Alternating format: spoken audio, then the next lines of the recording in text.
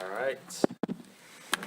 Good evening, everybody, and welcome to the October 1st, 2025 Bruce Township Planning Commission meeting. Our start time is 6:03 p.m.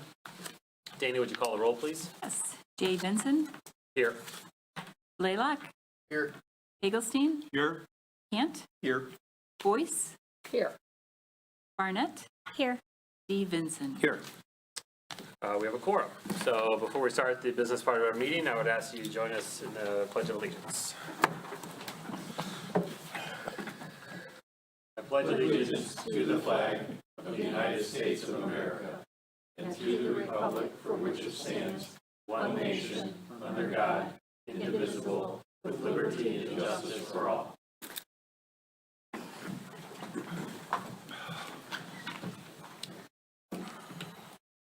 This is a public business meeting of the Planning Commission, but we do welcome public comments at various points throughout our agenda. We request that you sign in on the table along the wall to my right if you haven't already done so. The Planning Commission is made up of 7 Bruce Township residents appointed by the board. In addition, we have a township employee, Dana Buchanan, who is the Township's planning coordinator. We also have Joe Tangari, a professional planner with Giffords Webster, who advises us in our work. There's no public hearings this evening, but there is a public comment. If you do come to speak at the podium for the public comment, we would ask that you keep your comments at 3 minutes. When you come to the podium, please state your name and address so we have that for the record, and please address any comments to the commission. Thank you. And thank you for your participation in the meeting this evening. All right.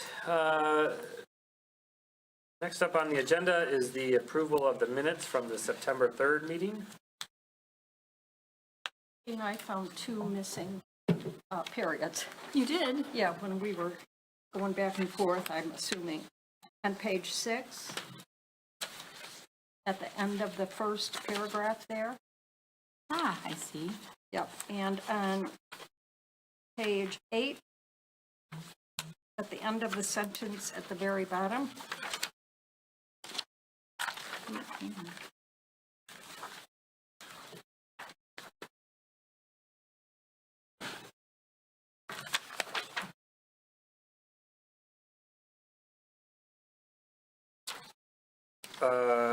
On page 3 in the middle, motion by Jay Bison, there's an N missing, my last name.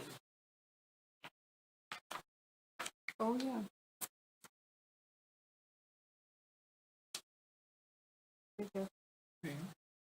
Typo. I think that was all I had. There's an L missing my name. Oh, Daryl. I was going to bring it up, but here started it. Yeah. This is your chance to start a new life, guys, with a new name. Wait a minute. You know? Which Daryl is it? Because the first one. Well, you know, I got this is last.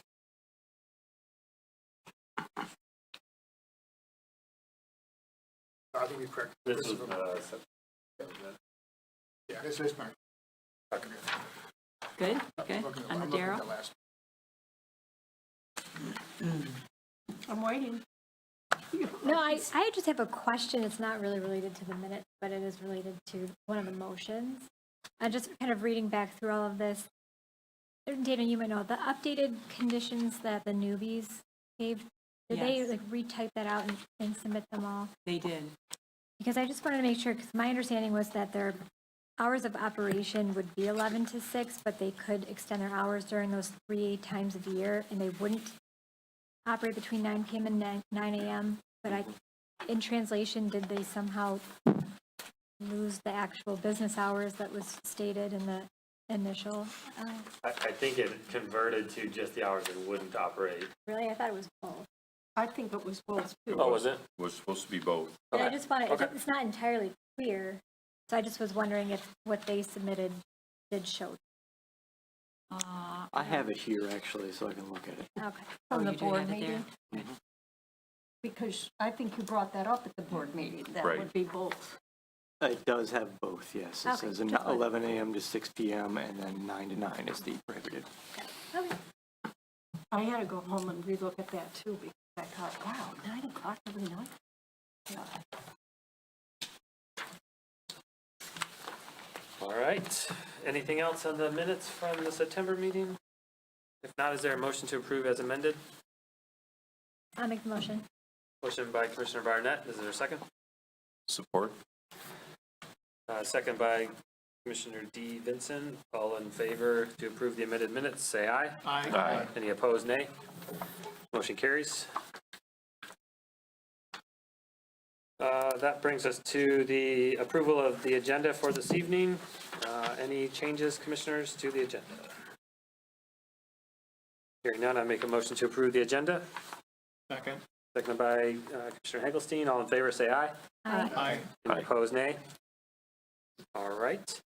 That takes us to item 6 of the agenda as our public comment for this evening. So if you are here and would like to address the commissioners, now is your chance to do so.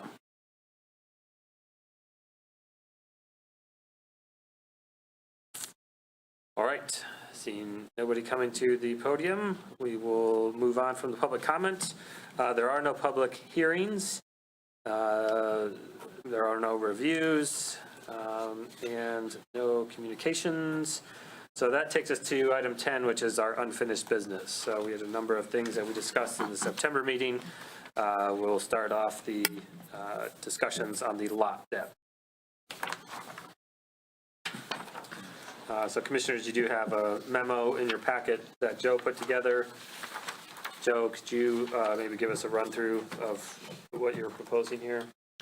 Right, so this was brought to you via an application. The Zoning Board of Appeals received some requests for variances as a follow-up to a conditional approval of a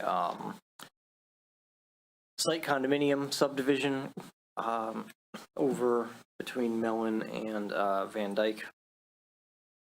They had asked for variances from a requirement that there be a 200-foot lot depth when you're fronting on a private road.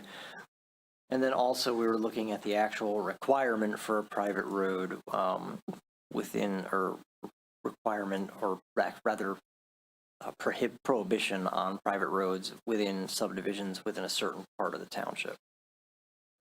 So that leads us to two different sections of the zoning ordinance. One is 517 and the other one is 447. We'll deal with 517 first. 517 deals with those lot depths. So it's standards for private roads. It includes a requirement that says the placement of a private road shall allow for the development of building sites with a minimum depth of 200 feet, exclusive of the 60-foot road easement on both sides of the road. That requirement applies only to developments with public roads or with private roads. If it wouldn't apply if a public road was constructed. As we've been discussing, the Macomb County Department of Roads isn't taking dedication of new neighborhood streets as public roads. A recent subdivision was approved contingent on a variance from this standard for many lots in the proposed subdivision. Zoning Board of Appeals referred the matter back to the Planning Commission for review of the standard itself to consider changing the standard. I have a couple of questions for consideration here. One is, where did this standard come from? We have dug back a little bit and we haven't been able to determine the policy basis for the standard. It has apparently been in place for a long time. And as we know, the further back in time we go, the harder it becomes to find the records that support what was done. So we really don't know why that standard was drafted the way it is.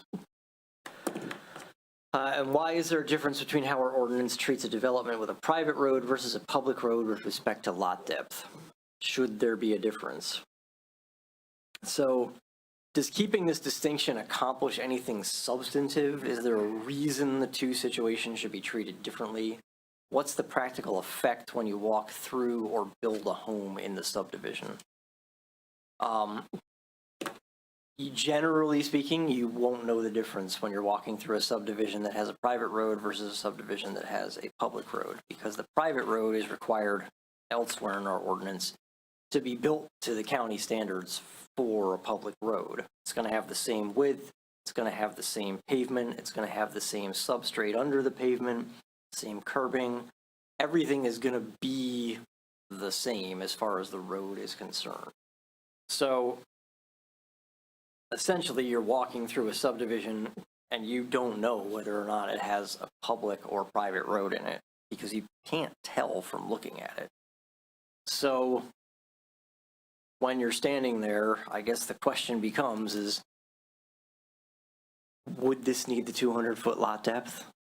And would that make a difference? Like, it's kind of, why does the type of road, the ownership of the road make a difference in this situation? Is really the question.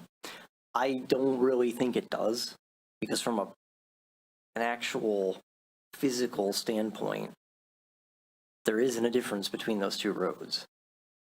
If you've got pipes and things that are going in the ground, you still have to, you're either going to be in a right-of-way or under an easement, one or the other.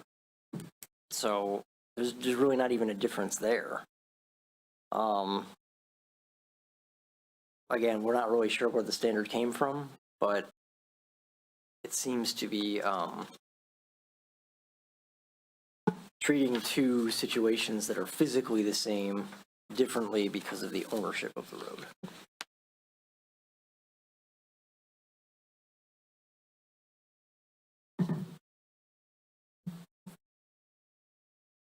Okay. And the actual amendment, by the way, would be to strike item 5.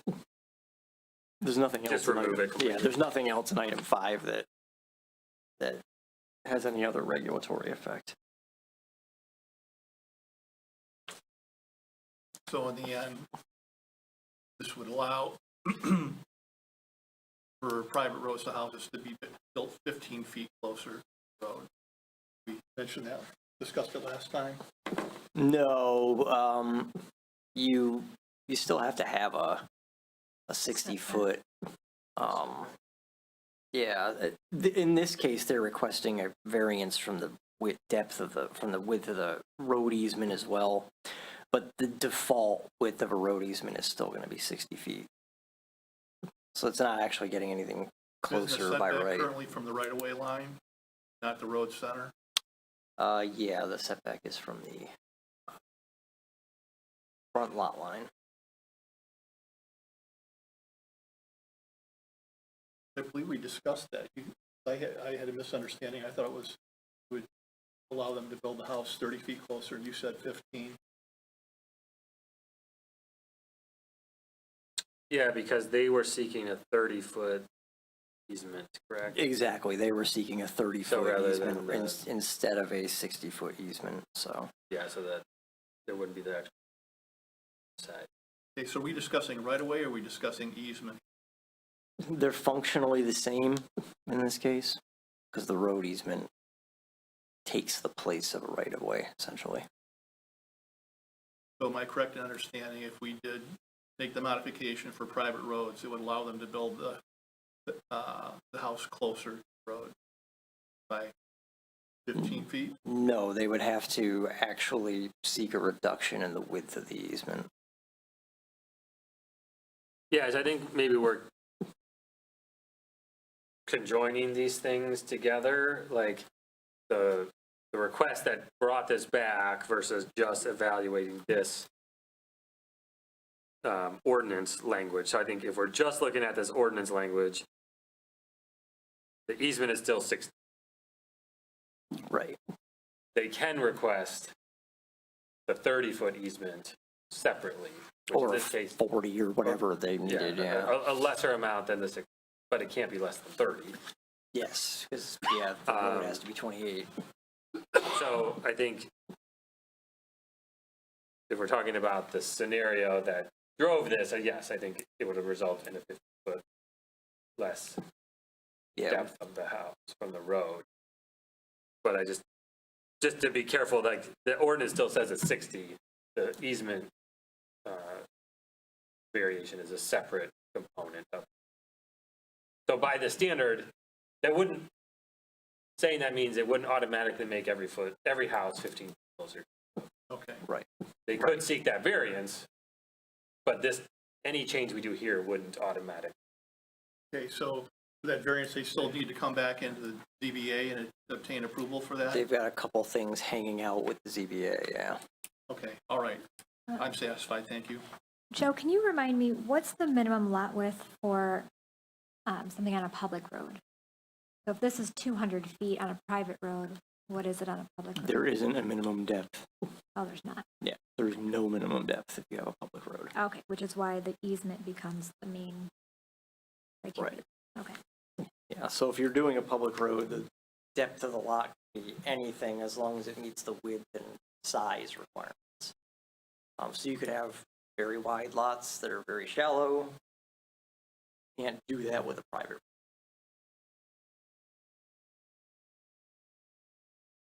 A couple questions. Mhm. It's kind of speculative, but why hasn't this been an issue before? Because that language, as far back as I was able to look, is like 30 years at least. There are definitely some subdivisions that seem to have lots that are far less than 200 feet. I don't know what the story behind any of those is. I know that there are two that are essential. Right. So I guess you can kind of put Put those those aside. aside, yeah. But there are some others where I'm pretty sure the lots are less than 200 feet deep. And I don't know if the standard just got missed when they were originally reviewed. I mean, a lot of those subdivisions are 20 years old or so. It's a long time ago in our terms. But, yeah, I don't know why the standard doesn't seem to have been applied in those subdivisions. But there are definitely places where it does not seem to. Another question is, if we were to, well, we'd only be recommending this change, the board will have to approve it, right? Correct. If we were to recommend this and the board were to approve it, can you think of any unintended consequences that it would have on a development that was on larger lots?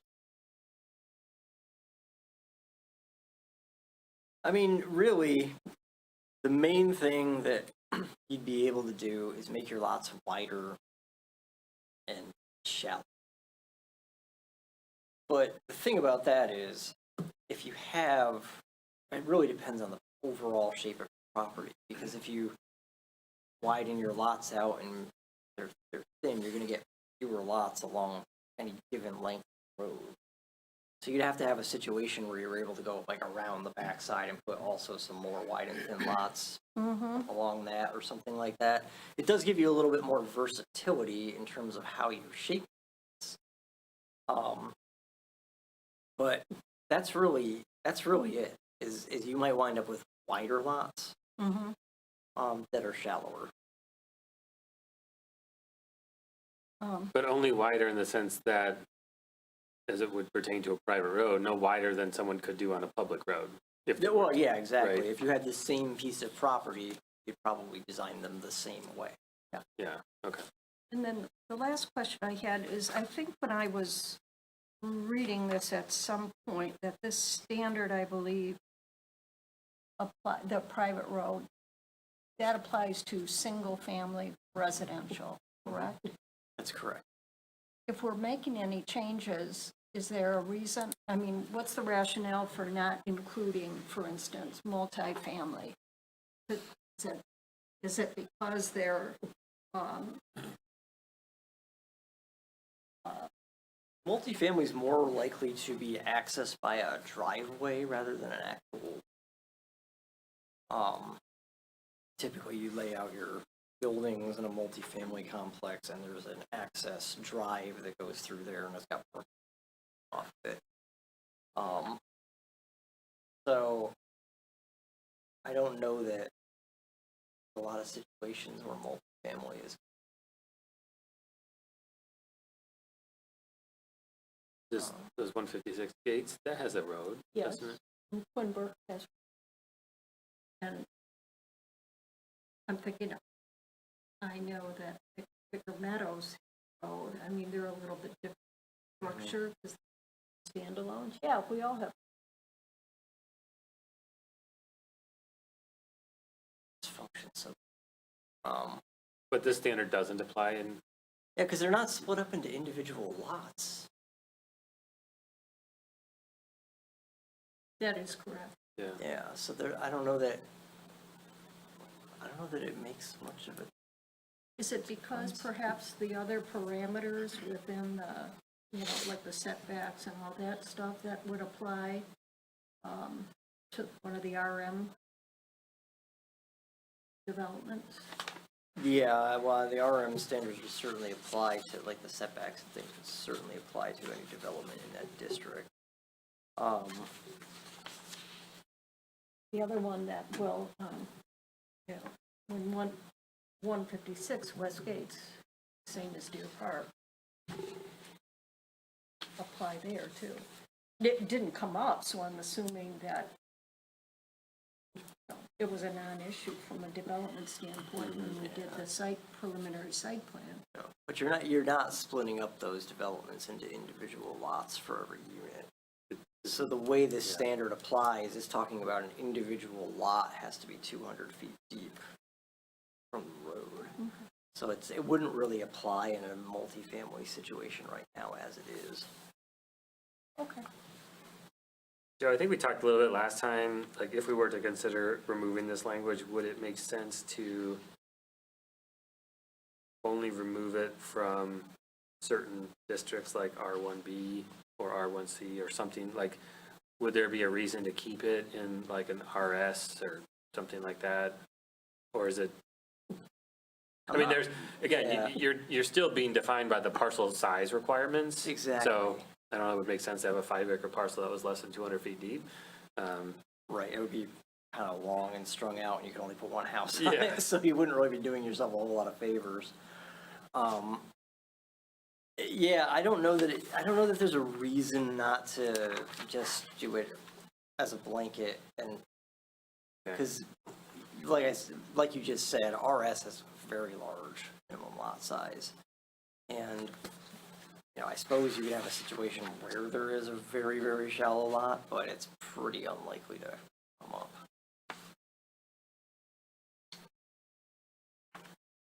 Yeah, it almost seems more the opposite, where you'd have a very skinny but deep lot versus the opposite. With a 5-acre minimum too, not super practical to build a road, get back to like 6 houses or something. Just a lot of, it's kind of cost prohibitive. At that point, you're gonna wind up with most houses that are actually fronting on the Main roads. road.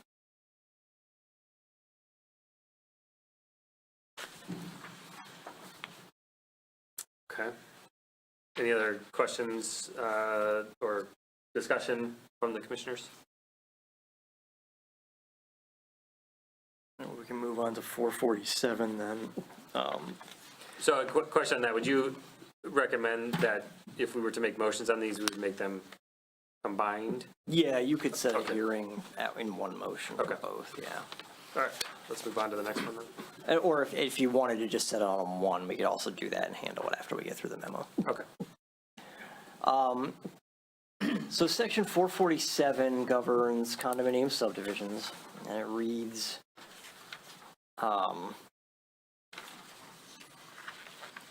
let's just say, I'll read the most relevant part of it. I don't want to take up everybody's time with the whole thing. In those locations where the planning commission determines that public roads are not necessary, private roads may be permitted. So this is requiring in 447, which governs site condominiums, that you have a public road system in a site condominium unless the planning commission says, no, you don't have to. You could be a private road.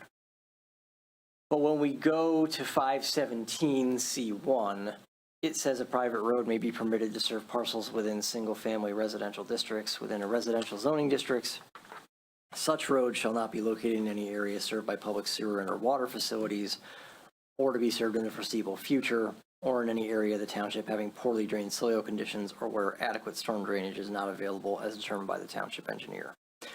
So we've got one section saying the planning commission can just waive it, and we've got another section saying you could do a private road, but not here. And it doesn't give the planning commission that waiver ability in that other section. So typically what we do is we look at two sections that are not saying the same thing, and we say the stricter section is what applies. However, as we've discussed, the prohibition on the private road right now isn't a very practical standard if anything is going to get built because of the way the county is handling private roads at the moment. So the county might change its policy in the future, but for the moment, you can't give them a public road in a subdivision, so requiring a public road anywhere seems like you're just basically saying you can't do anything. It's a bit of a taking at the moment. And we have essentially waived the standard a few times here because of that fact kind of being overridden by a higher level of government. But it would be good to get that out of the ordinance so that we're not dealing with that situation anymore. And I mean, it's a simple strike through just like the other one. The language isn't complicated. It's just a matter of, do we want to do that to be consistent with the county? And again, not real sure why the original policy was put in place. Can't really find any record on that. But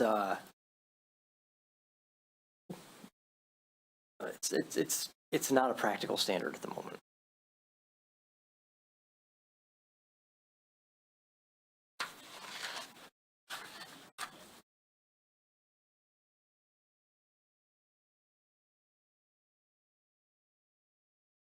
So just then to be clear, what we're discussing would be to remove this language, which today creates a situation where you can't have a private road that is going to be located in the area served by public sewer or water. Right. So if we were to remove this, that would allow the ability for private roads to be located in areas served by public sewer or Right. water. Or plan to be served by them. But yeah. So it's really the southeast corner of the township.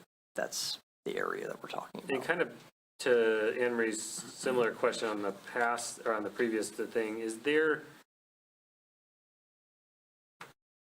would there be any unintended consequences if we were to remove this language?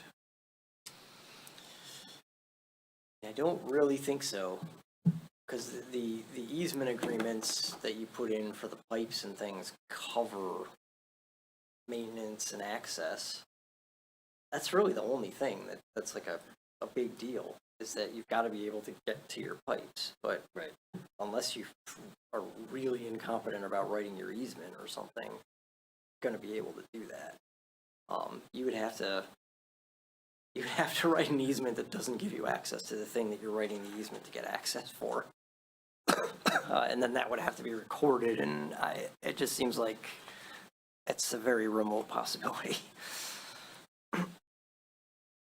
And there are no difference in structurally, in any of the situation, Structurally, the road is going to be the same. It's going to have the same substrate, and it's going to be the same pavement width, and all or depth, rather. all places, all districts. Yeah, it would be the same in all districts, yeah.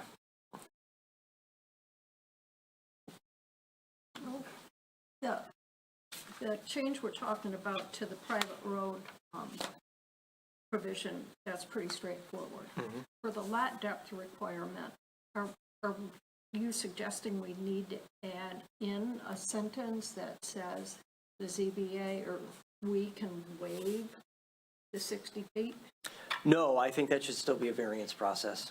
I think if they need that for some reason, that requirement's ultimately housed in our general ordinances, so it's ultimately the board that actually grants those variances. I think that should still be a variance process. I'm trying to figure out how we make the change to the lot depth requirement. What is it that has to be changed? It's just removing that one item 5 there. You just take it out of the ordinance. We take item 5 out altogether. Exactly. Item 5 goes away, and then the width of the road is governed elsewhere, and that, I think, should remain a variance. You want to have that 60-foot baseline that you're dealing from. If someone needs to go less than that for all or a portion of a private road, then that becomes a question of, is this an appropriate request for a variance to that? Right, so we were suggesting in such an instance, I think we said something about you could go as low as 30 feet. What is That's kind of it your, totally up to the ZBA? it would ultimately be, well, the board, actually, the township board, because it's general ordinances. They've got the variance power for general ordinances for the most part. 30 feet is the absolute minimum you could do, basically, because that's like 1 foot outside the back of the curb for the required road that you have to construct under county standards. So you'd actually have to be getting a variance from the road standards to go lower. And I don't even think our ordinance allows. So you'd be getting a variance from that easement, but you're not going to be able to build a smaller road. So you can't practically go narrower than 30 feet, because then you're in the road and the easement doesn't cover the whole road.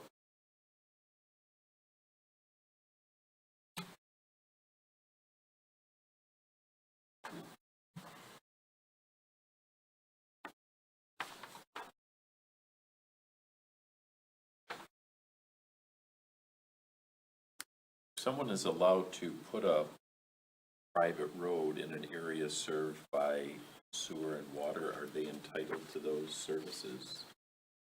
Not necessarily. They have to go through all the process of getting the permits to connect.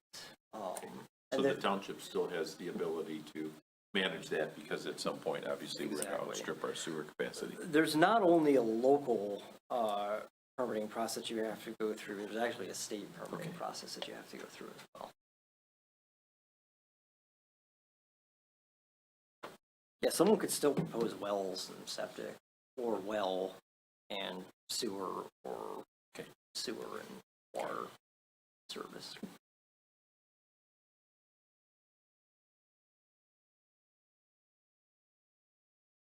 And Joe, if we were to make a motion to do something and to change the ordinance, this would be a motion to hold a public hearing, Yes, that's correct. not to make a recommendation to the board, it's just to. Right, you'd just be setting the hearing.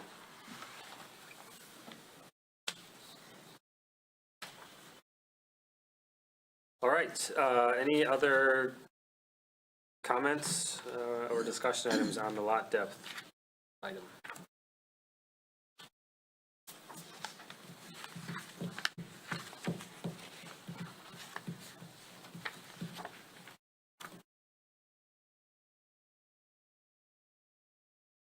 We're in the danger zone, so time to make a motion. That's right, there's the background music. Hear the music back there.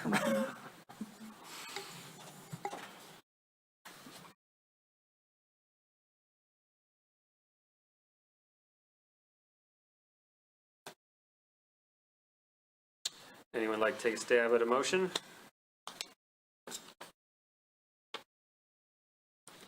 Or to suggest otherwise? Since obviously we can go either way with this.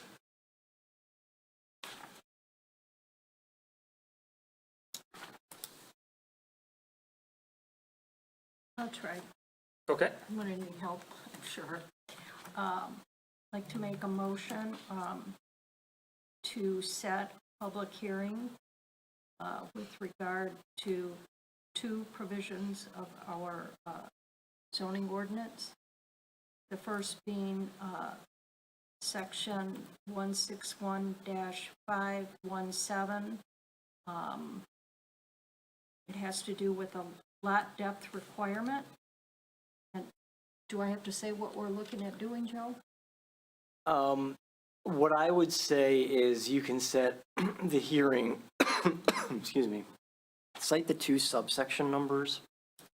So the lot depth one is 161-517C5 Okay, to eliminate the 200-foot lot depth requirement on a private road.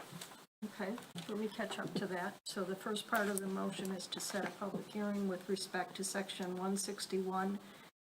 161-517C5, which will deal with the, to eliminate the provision that requires that the placement of a private road shall allow for development of building sites with a minimum depth of 200 feet, exclusive of the 60-foot road easement on both sides of the road. And then the second part of the motion for a public hearing concerns provision 161-4. It's actually another part of 517, 161-517C1.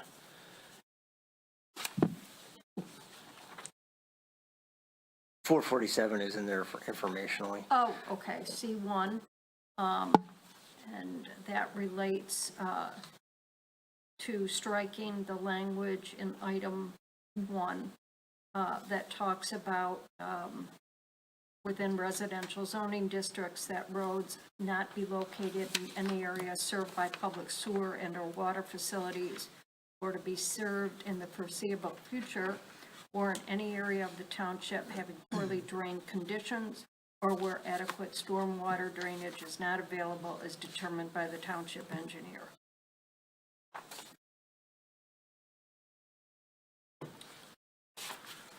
Okay, good job, Anne Marie. I'll second that. So we had a motion by Commissioner Boyce, seconded by Commissioner D. Vincent. Any other discussion? Dana, would you call the roll, please? Hagelstein, Yes? Boyce, Yes. Barnett, Yes. D. Vinson, Yes. Cant, Yes. Blaylock, Yes. J. Vinson. Yes. Motion carries.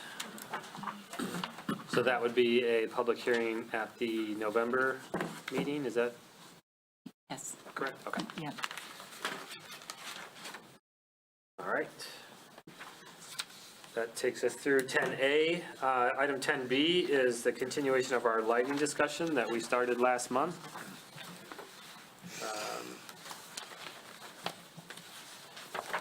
So, Commissioners, do you have a item in your packet from Joe with some potential verbiage changes to our lighting ordinance? And just a reminder, this is tied to Commissioner Hagelstein initiating some conversations around should there be some rework to the current lighting ordinance. It looks like there's some additional information that was at your seat. Do we know where this came from, or? I prepared those two Okay. attachments. Okay. So we'll have Joe kind of walk us through what he's got here, and then Rick, if there's something specific you Sure. want to call out in these, Try to blow through it. turn it over to you. Okay. Right, yeah, ultimately, depending on where we land with the additional information that Commissioner Hagelstein provided tonight, I may wind up needing some time to take that under advisement and come back with something, but Yeah. I can at least show you what we got in here now. Okay. And see kind of what you're thinking, how you're feeling, and that'll give us a basis for discussion next time. So beginning on page 3 of that memo, is the potential amendments, the unadulterated existing languages before that. So the one of the basic changes here is you'll notice that each of the lettered subsections has a little single word, like here's what the topic of this subsection is now. That wasn't there before. I just thought as if this gets more complex, we probably want to have those little signposts for people to help them navigate. So I added a section B here called applicability. We didn't really discuss this last time, but I wanted to propose it to you because a lot of lighting ordinances don't really address this. So a lighting plan meeting the informational requirements of section 6.1 and the standards of this section shall be submitted for any use requiring site plan approval as follows. Now, section 6.1 is site plan approval, and there's a list of required information for a site plan application in there, and that's what that's referring to, so you have to check that section. For any previously developed site, the plan shall include an inventory of existing lighting if existing lighting is proposed to remain.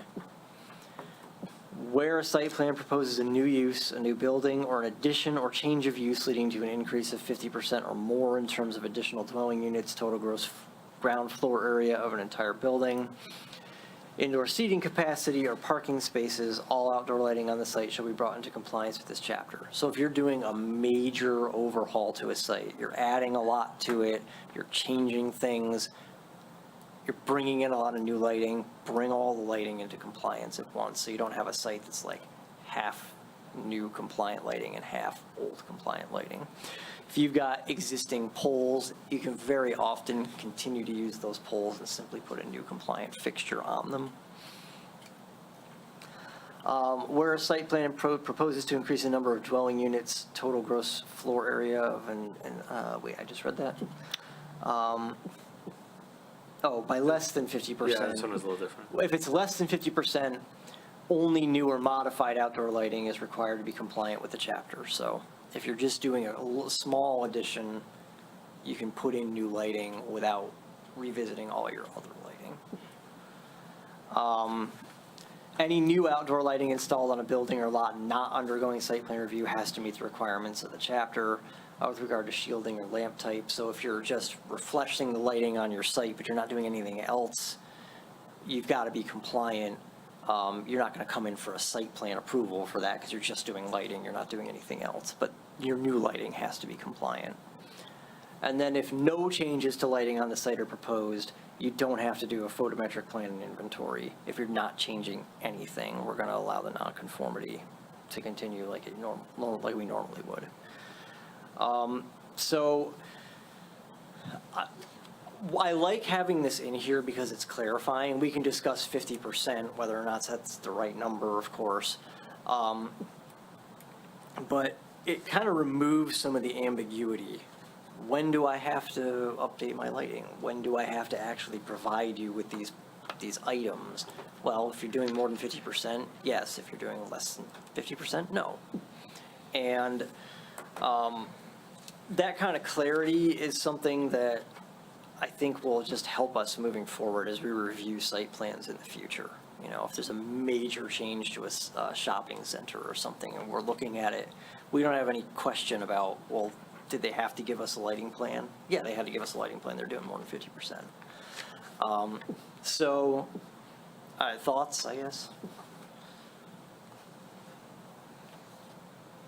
Joe, on the section that talks about the 50%, number 2, it says, or an addition or change of use leading to an increase of 50% more in terms of additional dwelling units, then it's also 50% or more of total gross.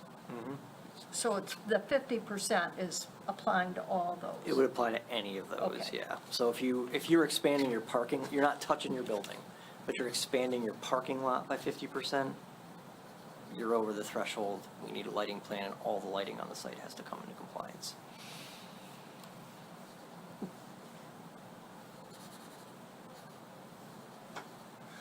Regarding that topic, there's 2 attachments I provided. One of them is, I went in and read the actual zoning ordinances. These weren't just AI searches, but it went into the zoning ordinances for these individual municipalities and gleaned some content I thought of value. And regarding that exact topic, for the village of Leonard, they have similar language, but their threshold is 25%.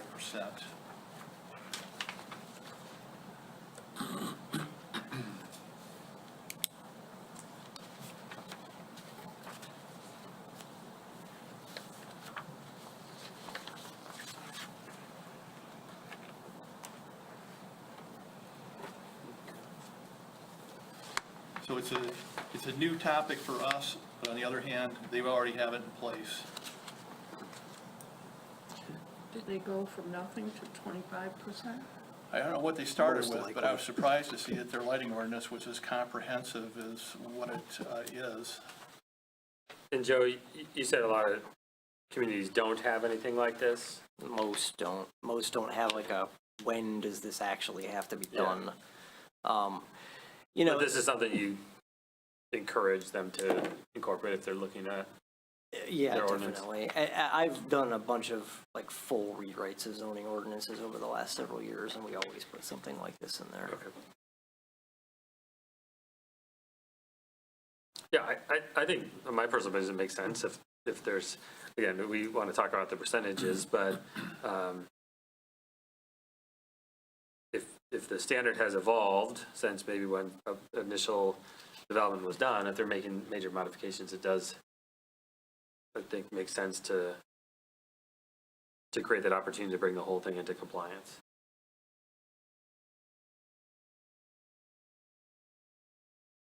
And I think there's reasonableness in here to say, like, well, if you're not really touching your lighting, you know, that doesn't automatically have to, just because you do one thing, doesn't mean you have to update your lighting just if you hit these certain criteria. Anybody have any objection? We're setting the value at 25% Yeah, I think that's too low. Agree. based on what information? Well, not based on information, it's just based on, it seems like a penalty. You know, if anybody's doing any minor modifications to their property, that they would have to bring everything up to, the current standards. Well, if they're compliant, it's a non-issue. Well, if they're compliant right now, that's one thing, but if you Right. change the standards, they would be grandfathered in. Could be. I don't have a problem going lower than 50% for that number.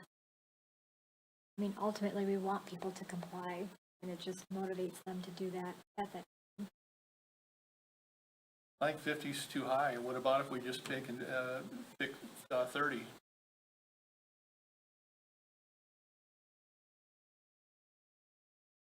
I'm trying to think of different instances where there would be redevelopment going on, or where somebody would be doing something to their own property that would trigger a percentage.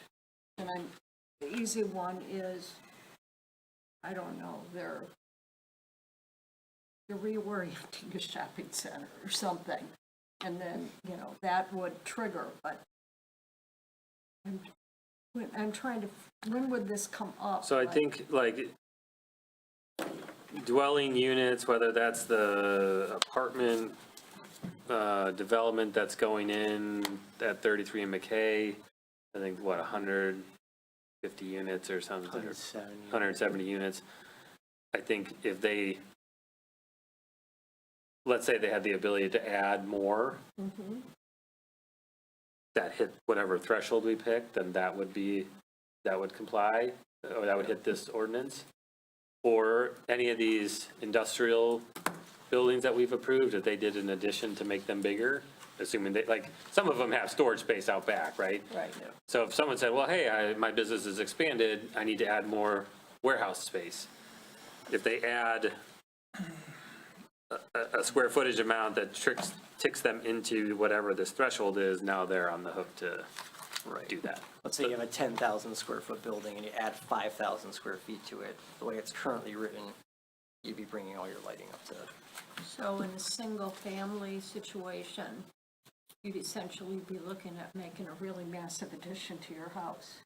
I don't think this applies to single This family, does it? wouldn't, single family lighting, as I think I've mentioned in past memos, is best handled with a general ordinance, because you have so many existing things, and trying to keep track of what's existing and when you adopt it and becomes non-conforming when you adopt is an absolute administrative nightmare.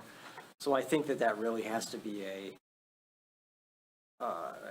handled in the general ordinance. This is really dealing with things that are going to ultimately require site plans, either, when they're first built or when they're modified. Well, I guess knowing that, I don't have a particular problem with bringing it down to 25%, because I think most of the concerns that are leading to a lot of this lighting discussion, at least in my mind, are,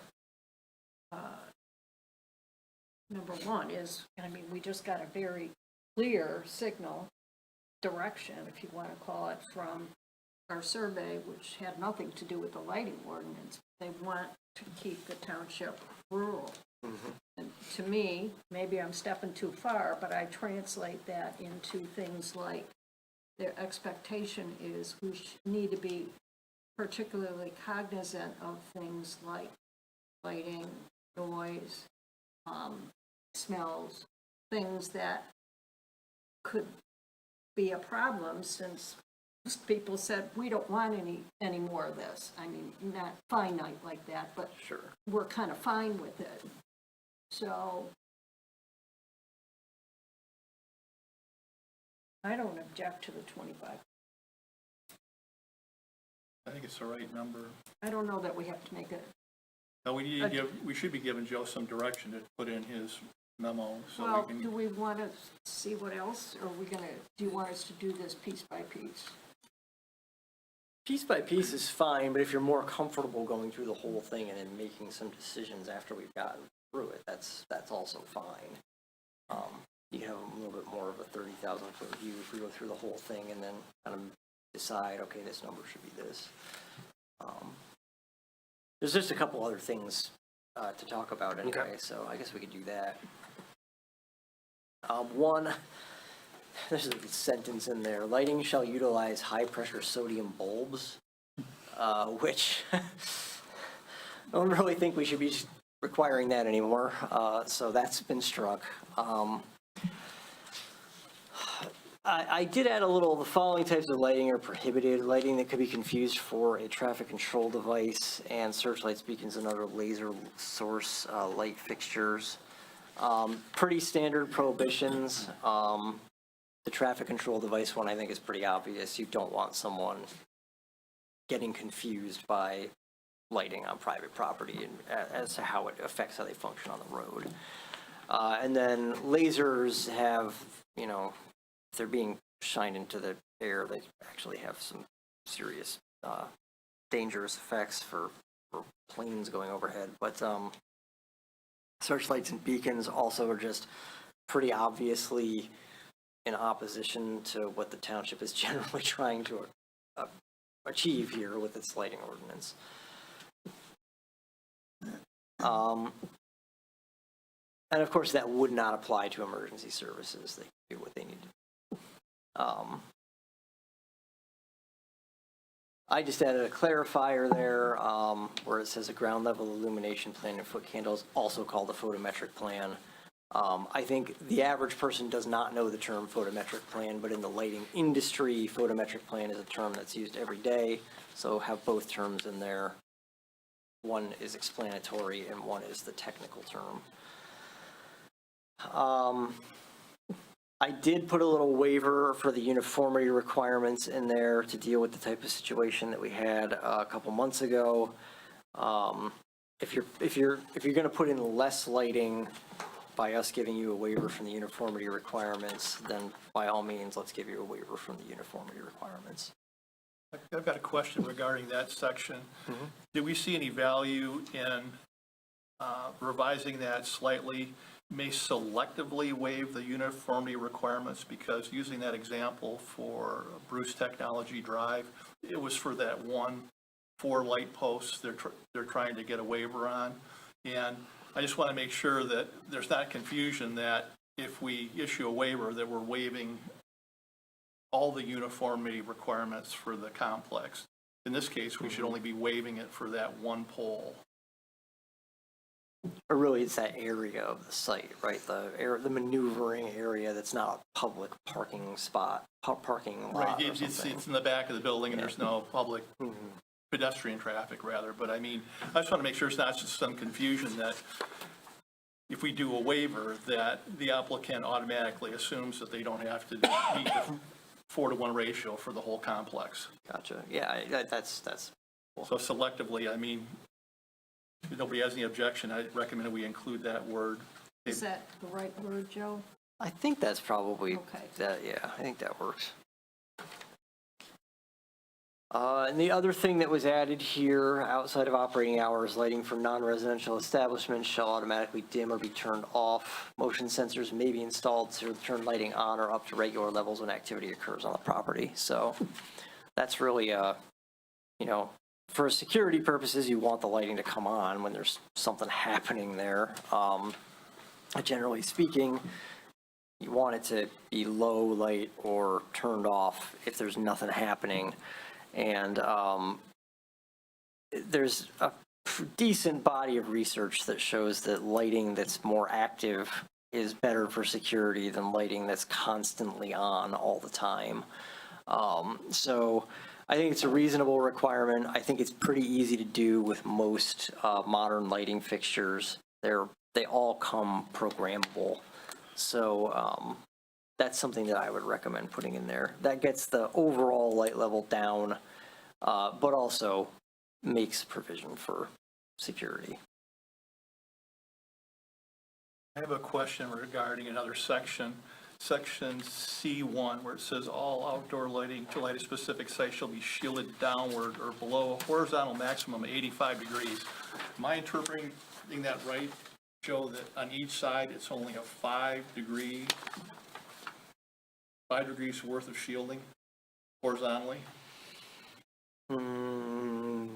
Yes.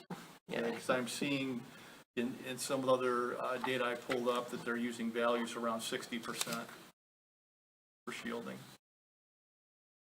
You probably are going to wind up with more light fixtures on a site if you go to 60%.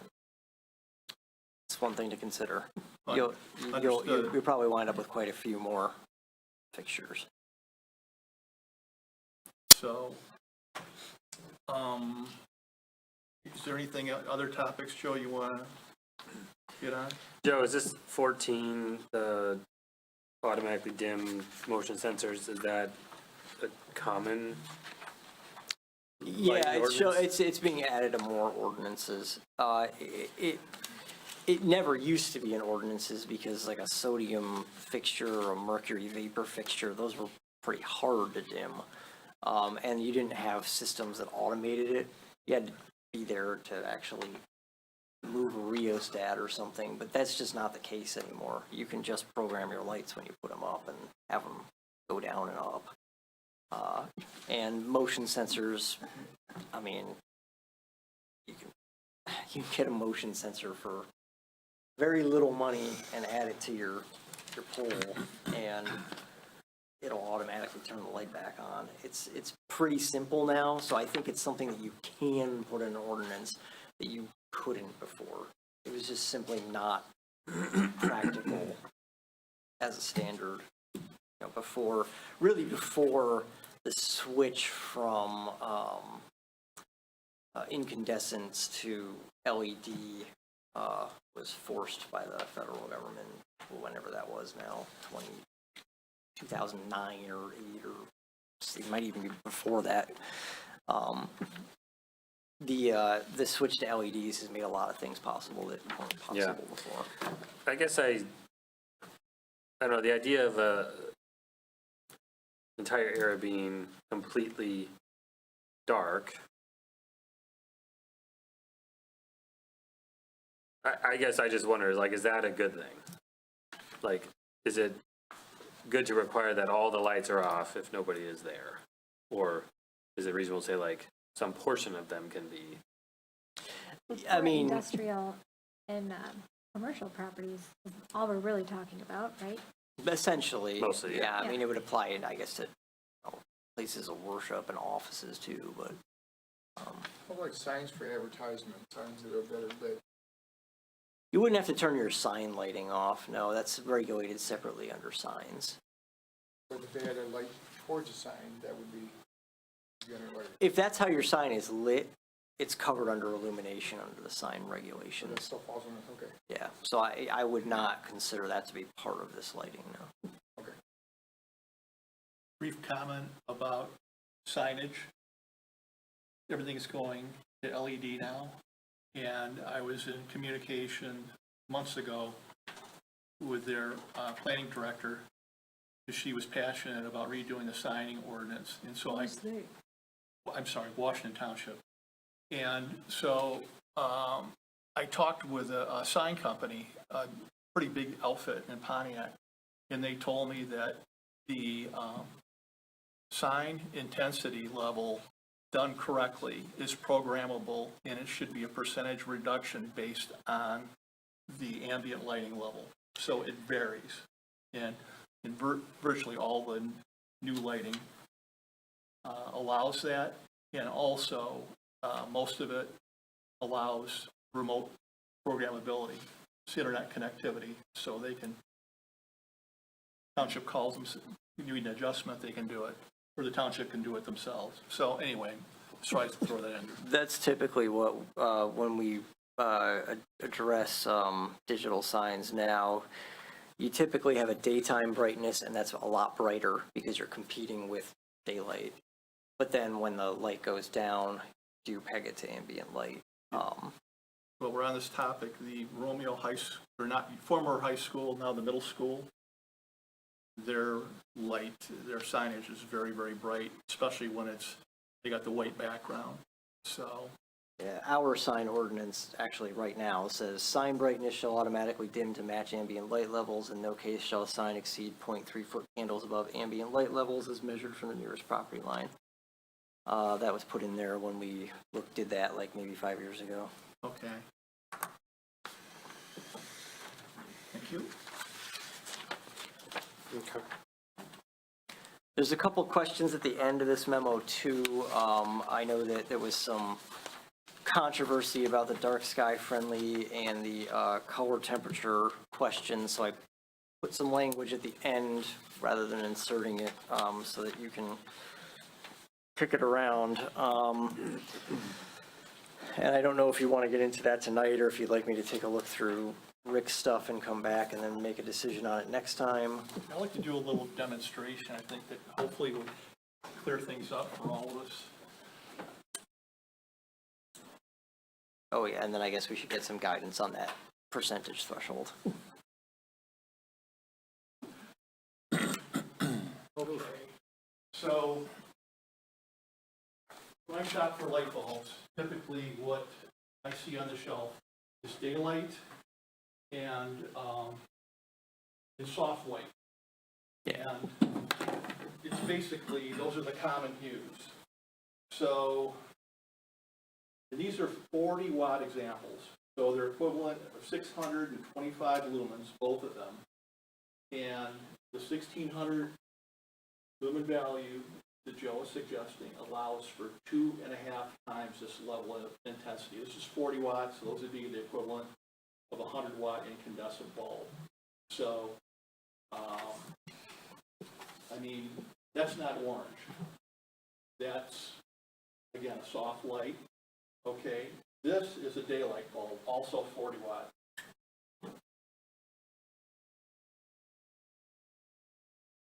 So it's Is that a- shining down is one thing, but shining outward, what is harsher on your eyes? And this is basically.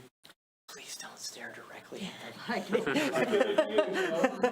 Rick, is the daylight, is that 5,000 Kelvin, 6,000 Kelvin? Do you know? This is 5,000 Kelvin, 5,000. Okay. Is this and this is 2,700? 2,700. Okay.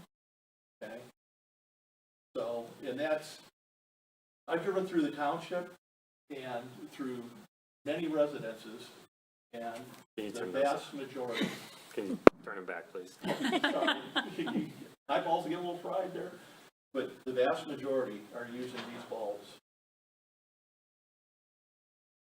What bulbs? They're using the 2700, the soft white bulbs. And again, we're allowed 2.5 times that level of intensity. I'm using those personally, and to be honest with fellow commissioners, I looked at the ordinance, and I was using coach lights with those bulbs in there, and granted, our ordinance applies to commercial, industrial, but I tend to think that it should be applicable for me personally, so I'm not a hypocrite. So my lights were shining outward, so I bought fully shielded down lights. I'm going to be using that same bulb, but the bulbs won't be visible, so I purchased 8 of them. I'm looking forward to getting them up, and I think it'd be a big improvement on my property. So anyway, that's what I'm looking for support from fellow commissioners. I believe it's reasonable, also understanding that, intensity can be allowed 2.5 times that value. I'm not suggesting that anybody do it. I mean, that lights up a driveway pretty well. And also another important element, I believe, is full shielding. The way our ordinance is written right now is it allows, because of the 85-degree down angle, you look at the lights, and even these lights are approved by Dark Sky, but they're partially sealed, partially shielded. They're not the best category. The best category, no visibility of the light source. The partially shielded, you can see the light source, and then the covering over the light does not allow any uplighting. So I don't think what we're allowing goes far enough. So that's my main priorities with all this. Any questions? Thank you. Here comes the lights.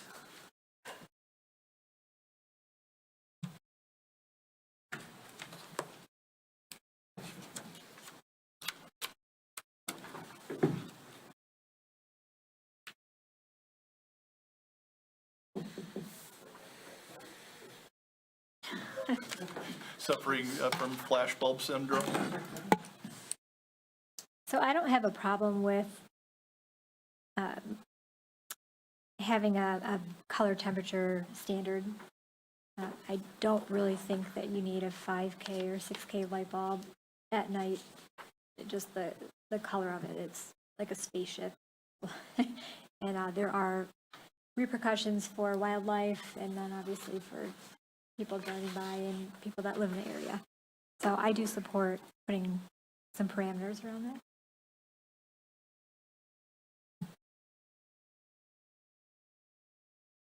Thank you, Mandy. Any other comments from commissioners? I think what we're looking to understand is their direction to provide Joe on changes to adding a Kelvin limit and or dark sky restrictions. Well, I'm glad you bring that up, because with regards to dark sky, David made a comment our last meeting that he thought that correct me if I'm wrong, David, that you thought that stipulation would be restrictive, requiring people to only install fixtures from specific entities, so to speak. Correct. I don't think that Dark Skies International is an appropriate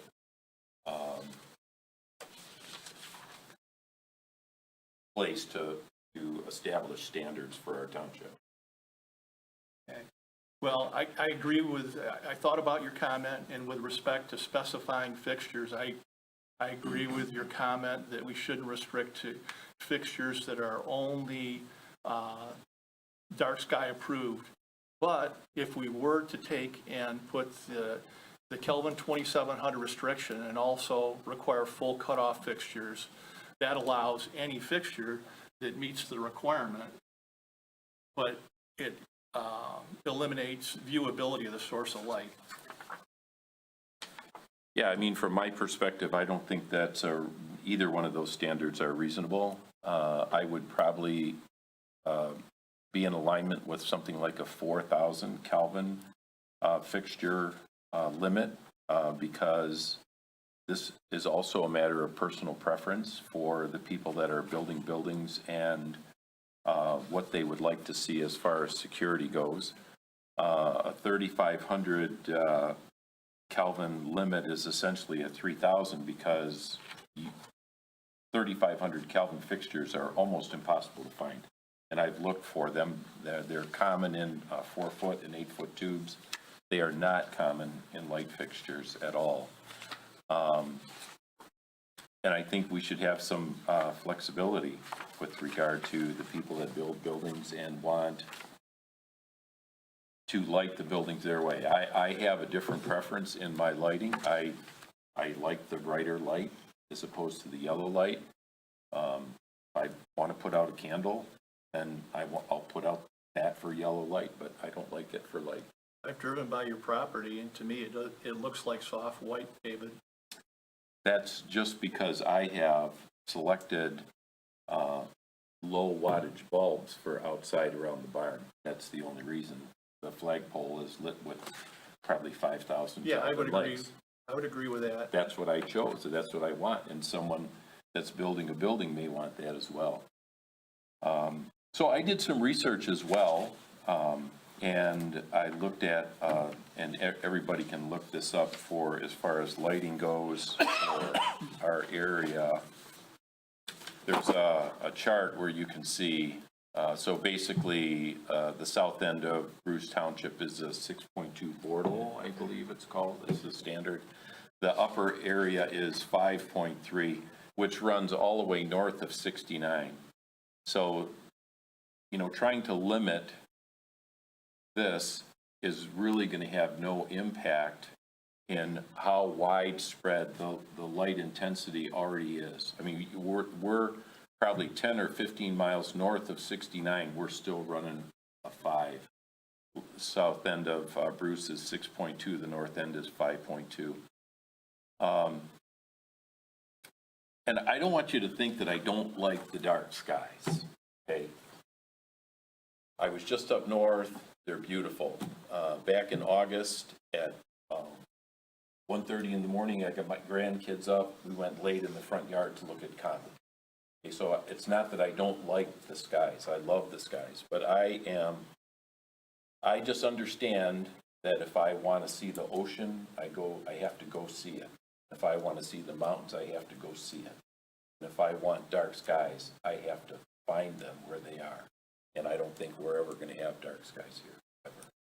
Well, the brighter we light it, it'll be at an accelerated rate that we deplete what we currently have. And it goes against to what feedback we're getting on the master plan, you know that. Well, but they talked about rural. I don't think we had lighting specific questions there. No, we didn't, but to me, I would associate it with, you know, I see communities that are doing it wrong, and their execution is definitely, so I'm trying to prevent that bleeding over into our community. I would say do it differently. You know, I don't know that I'm not going to call it wrong at this point. I think communities should do what they think is the right thing for their community. Well, more important than the Kelvin is the shielding. The deal is I don't think that anyone should have the right to have lighting, especially commercial lighting, that shines into a residential property. I think that's already a standard, isn't it? It's got to be a tenth of a candle at the lot line? Well, Tenth of a foot candle? the viewability of the bulb, what do we got in there? I'm pretty sure we looked at that last time, that bulb's not supposed to be viewable. I thought that was already included in the standard. Well, it's not being, Yeah, D, item D. it's not being enforced, so, I mean, when applicants come in with preliminary site plans, are we gonna be able to advise them that their fixtures must be full cutoff fixtures, because none of them are coming in? And all their light sources are visible. You know, you go over by 33 in McKay, and it's annoying as can be. Every one of those are just nothing but glare. And, you know, Yeah, I think yeah, that's valid, but I think, as I mentioned last time, rewriting the ordinance to be more strict does do no good if the current ordinance covers some of this and isn't being enforced. There's not, like, we could enforce the ordinance and solve some of these problems. I think we can bolster it up by stating that full cutoff fixtures are required. And because right now, I think it's ambiguous enough where it's going through. They're coming in, they're meeting the requirements for the 0.1 lumens at the rear and the side lot lines and no greater than 0.5 lumens at the front lot line. And then the 4-to-1 uniformity ratio, that's what they're, and also the pole height. But all of our new stuff, Corte Drive, those are all viewable light sources, and those are, I think those poles are shorter than 20 feet. So.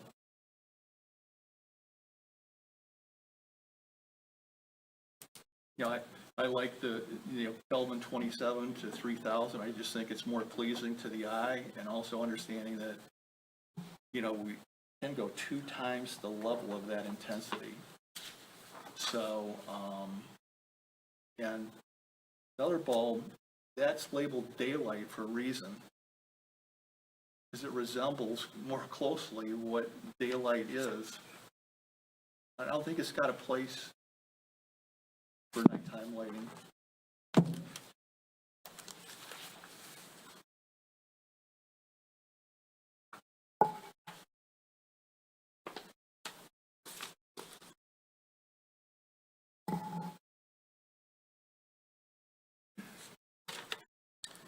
Other thoughts, commissioners? I do have one thought. Again, I'm for the dark skies. I'm very much naturalist. I would love to see it. But you mentioned something that kind of just jumps out at me. You said there were a lot of violations in the township, but no one's making complaints against them. To me, that bolsters the fact that this isn't a real big issue for them. So we may be making a bigger issue than what the residents even care to have. Also, a couple times we mentioned the residents have overwhelmingly said they went in a rural community. I don't see necessarily the rural community being a light issue. Just talked to somebody the other day that had a dog barking complaint. I moved out the rural community so I wouldn't have these problems. They talk about the rural community because of traffic. They talk about the rural community whenever they have a problem in their community. I don't hear them talk about light issues. I'm not sure if I ever have. So I don't know if I can't say that the light issue equates to the rural development problem. Again, that was number 1 on the list, hands down. I can't see that correlation to the light directly. Just a little side note, but no, I would like to see something done. I wish people would use less light, but the fact that they're not making complaints shows me that they may not have this as the top priority. So I don't know how aggressive we should be. Well, the nature of complaints, Darrell, is people don't want their name associated with a complaint. There's always a fear, and I don't have that fear.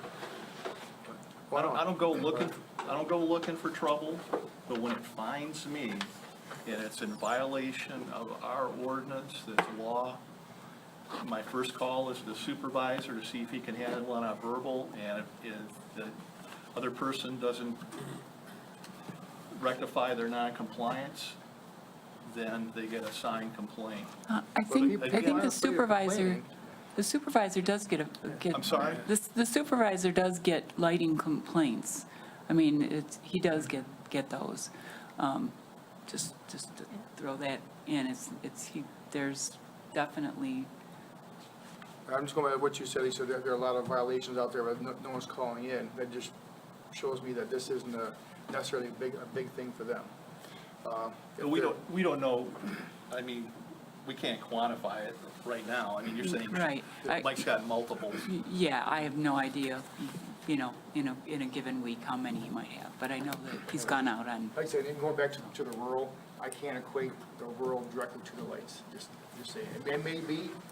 I don't see the direct correlation for sure on that. Okay, well, aside from the rural, what's your feeling about visibility of light sources? I mean, who here has been a victim of other people's lights shining in specifically, well, not specifically, but any of their windows? In, Well, like I said, personally, I like the dark.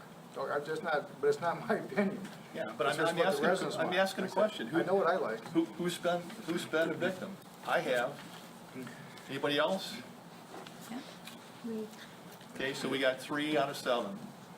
I think But we is have to that- also think that this is also about the future. We have a lot of development, a lot of opportunities for development, so if we revisit this, we add some language, it's going to help protect us in the future because it will only get worse. So we shouldn't just focus on what's happening right now, but what can happen in the future with all of the developments that we're seeing. I'm glad you said that, Mandy, because to the extent that most of this is focused on commercial and industrial and not somebody's house. When you look at all of the property that we have in the industrial corridor, I would say at this point, it's probably pushing 1/3 developed, where we have buildings and lights on them. It is generally vacant property. So when that gets, built out, I think it's going to change the perception significantly, especially for the people who, are just beyond that,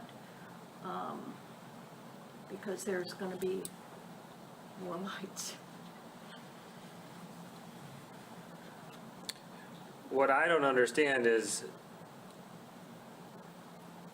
the problem with the current ordinance, or is the problem with the current ordinance enforcement? Combination of both. They have, Well, a lot of the concerns that have been raised in these discussions, I think are largely addressed in the ordinance. Not all of them. Again, I don't know to what degree those things are actual concerns or not, but I think a lot of the big concerns that are raised are in the ordinance and just not enforced. So I am hesitant to make substantial changes to the ordinance if the issue primarily is enforcement. the choice is, our language is, all outdoor lighting should be, a specific site should be shield downward or below a horizontal 85 degrees, which again allows visibility of the light sources onto adjacent properties. And then to reduce glare, not eliminate it or avoid it, shall be arranged and designated to reflect light away from all adjacent residential districts. So you can still meet the lumen value at the lot line, you could still have visibility of the light sources. And I mean, that's a big portion of what I'm pushing for. And by, But doesn't D take care of that? if it's not specifically stating full cutoff fixtures, we're allowing partial cutoff fixtures. And they consistently have viewable sources of lighting. And Then someone should enforce section D of the ordinance, because it says, lighting sources for non-residential properties shall not be visible from adjoining properties or rights of way. So, to me, that is very clear. That is not allowed.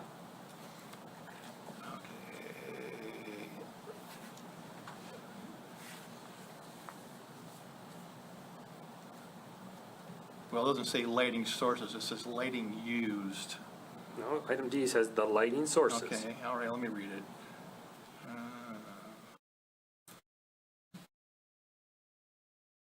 Okay, all right. Well, regardless, when we have site plan approval, I'm going to be drawing attention to this, and I'm going to recommend that we don't approve those fixtures because they have, well, actually, wait a minute. One could say that, well, wait a minute, there's a lens over the bulb, so they're not bare bulbs. Says lenses too. Bulbs or lenses. Where are we seeing lenses? 5D. Lighting sources, Bulbs or lenses shall not be visible. Okay, all right, good point, thank you for the clarification. So, So we spent a lot of time on this already. I guess, where do we want to go from here? I mean, Joe has brought up some potential changes of his cleanup, I might add. I know, although I know there's some elements of B that could still be discussed further. Do we want to have him come back with some of these changes? Like, do we still want to pursue? Again, and I'm just one vote. I'm not in support of major changes to the ordinance because I think that an ordinance issue is an enforcement one. But everybody else may feel differently. Well, through the discussion we just had, we have the ability to take and enforce it. So if you want to leave it and not specifically call out full cutoff fixtures, I'll be making comments in the future regarding those specific elements. Yeah, I mean, I think you should. I think we all should. If what you're saying is current projects are getting through with non-compliant lighting plans, then I think that we should not approve them. Okay. And getting back to the Kelvin deal, I mean, the deal is even with non-viewability of the lighting source, there's reflection off the ground from, the brighter the bulb is, the more it reflects off the ground and onto, or outward, let's put it that way. So Corte Drive is rapidly becoming built out. We've got the first preliminary site plan approval in for Bruce Tech Park, and that adjoins the 170 apartments, 33 in McKay. Yeah. So I think that the lower Kelvin value runs a greater opportunity of protections, especially being right next to a residential district.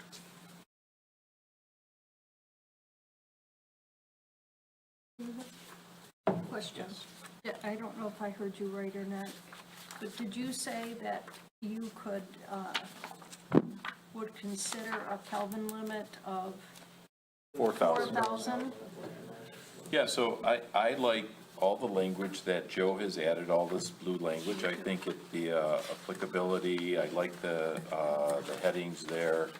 I would not support 3,500 Kelvin because it's a de facto 3,000 Kelvin, which I don't think is bright enough. But I would support adding all of what Joe added and maybe even going with a 4,000 limit. I could support that, I think. Well, why don't we just compare more light bulbs next time, just to see them side by side? I think that might be helpful. Instead of doing 2,700 and 5K, let's look at 2,700, 3K, and 4K. Do you have another lamp? Probably have to go to a lighting store to get them because they're not standard, at least, getting them in hardware stores or, basically your choices are, readily available choices are 2,700 or 5,000. Got Amazon. I mean, Got Amazon. I'll get a 4,000 bulb. I'm just curious how they look. A lot of them have selector switches on them now, you can actually change them. Yeah, the lights in my house, I have a whole range that I can change them to. Yeah, they actually have right on the bulb itself, there's a little selector, you can match them up, so you don't buy two different bulbs when you get home and find out they don't match. Yeah. Adjust them. And that's where I go with this, because the selections are 3,000, 4,000, or 5,000. Those are the selections. I've never seen a 3,500 selection ever. My lights actually have 3,500 as an option. I have little wafer light LEDs that are inside there. So what David just said, 3,500 is not a readily available. Right. Readily No, I available. It's understand. not that it's not, it's just, it's not readily available. Well, come to my house, it is. Not I readily understand what you're available for like general public or even from contractors, David. I had, the only thing I could find in 3,500 was 4 8-foot tubes. I did find one fixture somewhere, but it wasn't a commercial fixture and wasn't for outdoor use. And No, that's not very useful if it's not for outdoor use. yeah, So is a good starting point to work towards some finalized language to have Joe come back with the cleaned up proposed language here in the blue and adding a 4,000 Kelvin limit. How about if we make that pending, I'll get a 4,000 bulb and bring that But in. it just, yeah, it doesn't mean it's in I'll stone, draft it's it just, there, it's the and then we draft. can always change it. Yeah. So, but I mean, with that way, we'll be able to see it, Yeah, okay? Fair Okay. enough? good. All right, thank you, everybody, good discussion. And I know we just got these lighting docs from Rick this evening, so I would encourage commissioners to look through that between now and the next meeting, just to further get familiar with some of these. Why don't we decide on the, talk about the amount of 25 or 50%? We didn't circle back on that. I think that will be, Joe's language is 50%. I could support that. I'm gonna request 25%. We got a majority opinion on what we wanna go with here. So if we get an opinion here, have them put it on paper and we'll vote on it. I think we want to go 25 or 50, it's not like we're kind of split. Yeah, so out of all the examples that you had, there was only one that even had any kind of a percentage on it. And in my view, that's an extreme position. So I think starting at doing a 50% limit is fine. At least it's a data point. Alternatively, I'm hearing a lot of verbal here.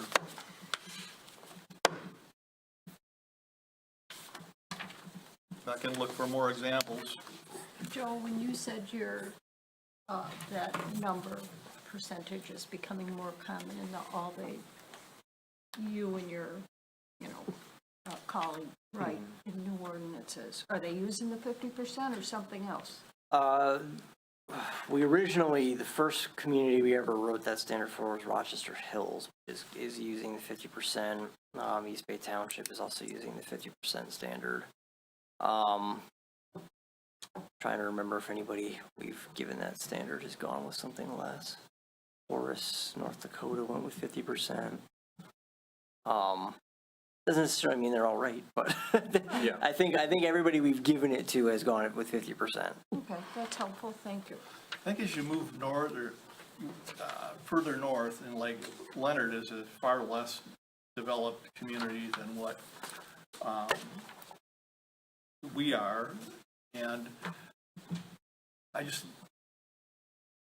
my gut feeling is they're trying to take and prevent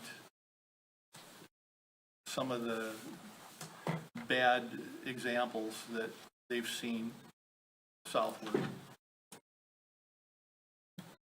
Yeah, so I think we're talking about two different things. And if we were a dark sky sanctuary right now, and all of this light was going to make a significant difference, then I would be all in on limiting as much as we can. But we're already at a 6.2 in the south end of the township and a 5.3 in the north end of the township. And these little, I don't think we're going to make a difference at all.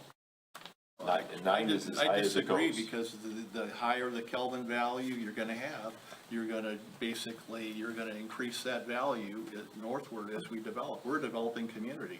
We have a choice for, what's our legacy gonna be, what we chose to limit, and leave for people that are gonna follow us. But we're already doing that by establishing a 50% rule.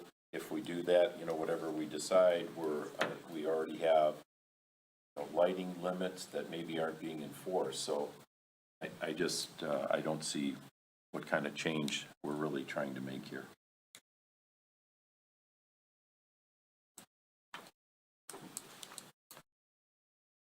Well, I think we've discussed through we got sufficient protections for on non-visibility of lighting sources, but I just think that having a lower Kelvin value serves to maintain the lower luminosity, so to speak, of our township as a whole. I don't want to see us end up like what I'm observing regularly south of us. yep, no, understood. I think just knowing that maybe something is better than nothing. If you were looking to get 4 votes to make improvements, you may not get the levels you're looking for. Understood. So. Well, Joe, you're gonna be coming back in with some changes, so, and I'll get some bold examples that I can find, and let's just make, our determination at that point after, we've had an opportunity to see.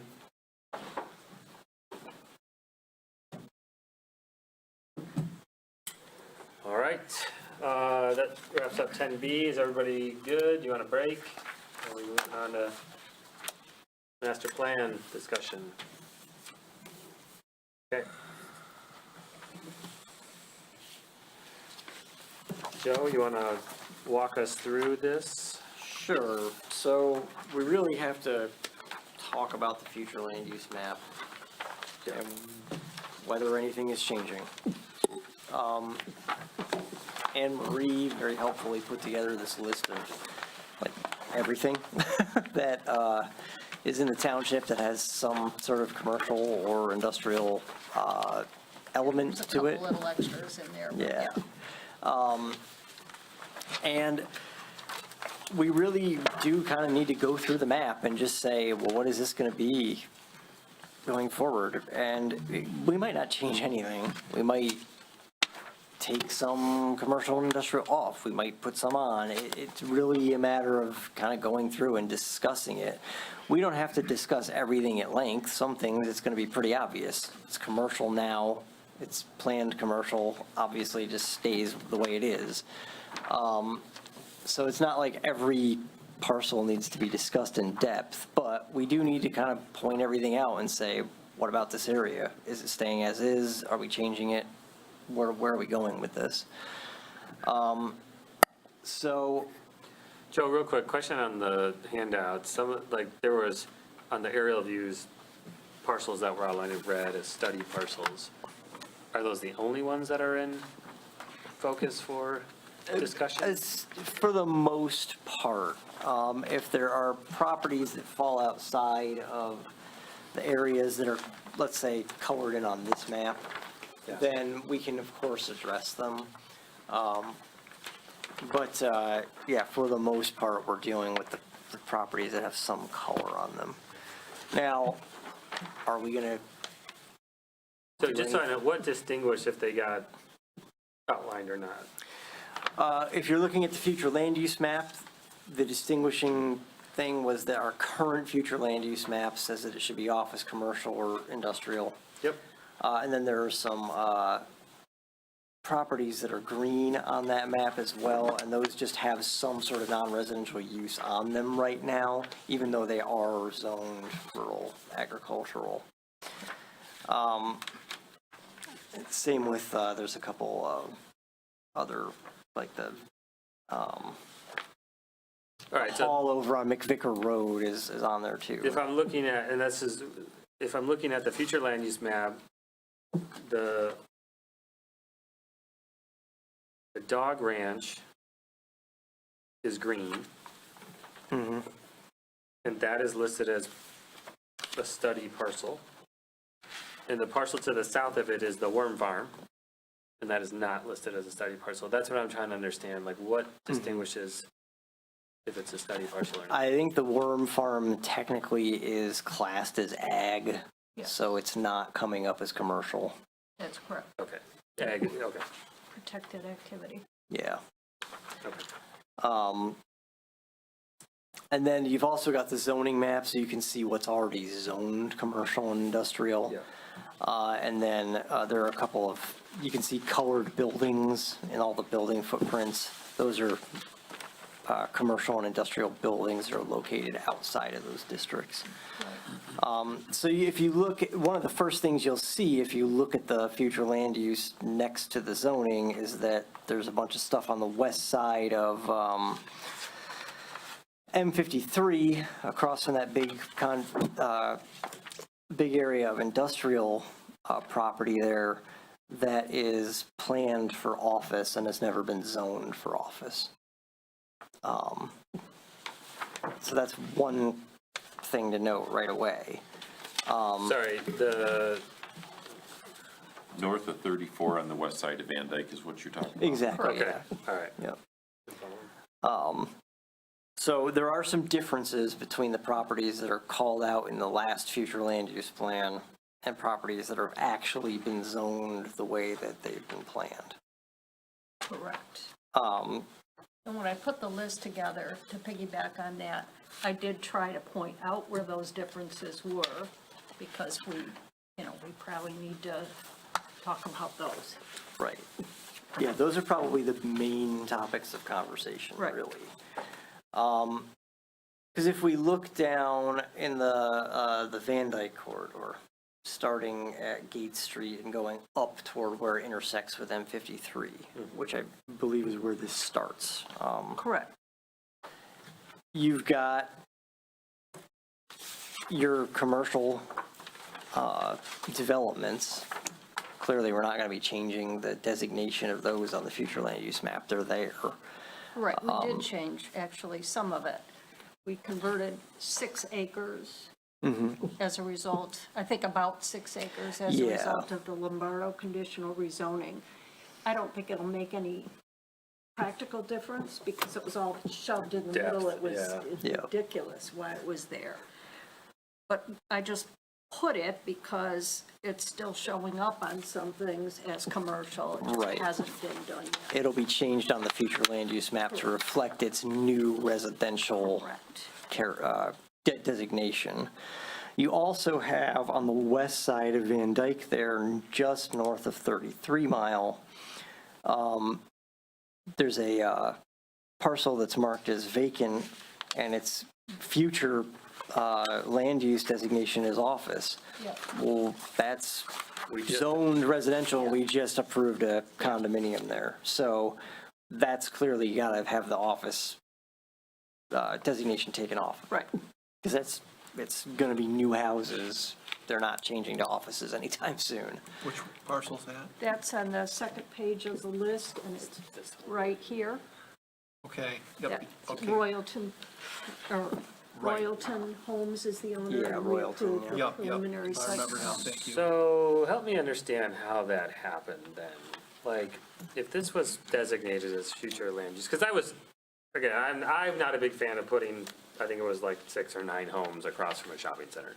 Sure. But that's what it was zoned, but the future land use just denotes that as office. So certainly, I guess they could just come in and propose a project as zone, but shouldn't that have come up in the discussion at all, that this property was actually designated to be office? Well, it's by right now, so really what it's planned for is kind of beside the point, because if they're proposing something that's compliant, we have to approve it Yeah. when it's by right. Yeah. The thing is, the township has not proactively rezoned things Okay. after designating them on a plan. If someone had come in with an office project and wanted to put offices there, they would have had a really ironclad case for getting a rezoning to office. Okay. Say, hey, I want to do some office here, maybe they want to do a medical complex or something. And we would have looked at that and said, oh, well, we planned that for office, so sure, let's rezone it to office. But until that point, it's zoned residential, and if they want to do compliant residential development, we have to approve. Yeah, okay. Why are they different? Like, why would we have conflicting uses? Why don't we just have one thing that makes sense for the future and now? Well, that some communities do proactively rezone properties that they've planned for different uses than what the zoning is now. It's a policy decision. Is the township gonna initiate a rezoning, or is it simply setting the table for someone to request a rezoning? Really question. And the township in the past has taken the position that we're setting the table for someone to make a request, but we're not going to proactively do the rezoning ourselves. And both approaches are valid. It's a matter of how strongly the municipality feels about whether or not things should be changed now or should be allowed to change if someone comes in with an idea. How does that impact a landowner, though? If I had a piece of property that's zoned commercial, and the township comes in and says, well, we want that to be R1 now, that impacts the value of my land. That would generally be considered a down zoning if the township were to do that. And that would definitely affect the value of the land. Suddenly you have a completely different set of uses that are Right. available there. Well, and we've lost one lawsuit on that a number of years back at that parcel on that one. Okay. Yeah, I think they rezoned it maybe to, they might have rezoned it to office, I'm not sure, but it was definitely something other than full-blown commercial, yeah. Yep. So yeah, you can be affecting someone's, outlook if you're doing the proactive rezonings. Usually it goes in the other direction because you're preparing for future development and you're saying, well, this is a couple of houses now and in the future it's going to be something else. And typically that will raise the value of the property. Suddenly the intensity of what you can do there is higher. Yeah, it's always a consideration if you're going to do that proactive rezoning, is are we going to make somebody non-conforming when we do that?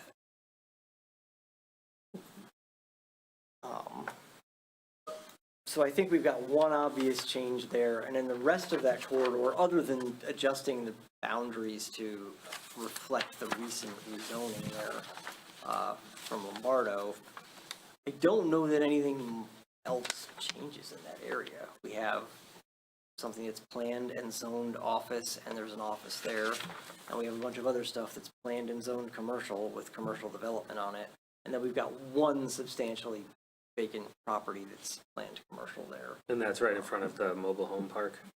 Yeah.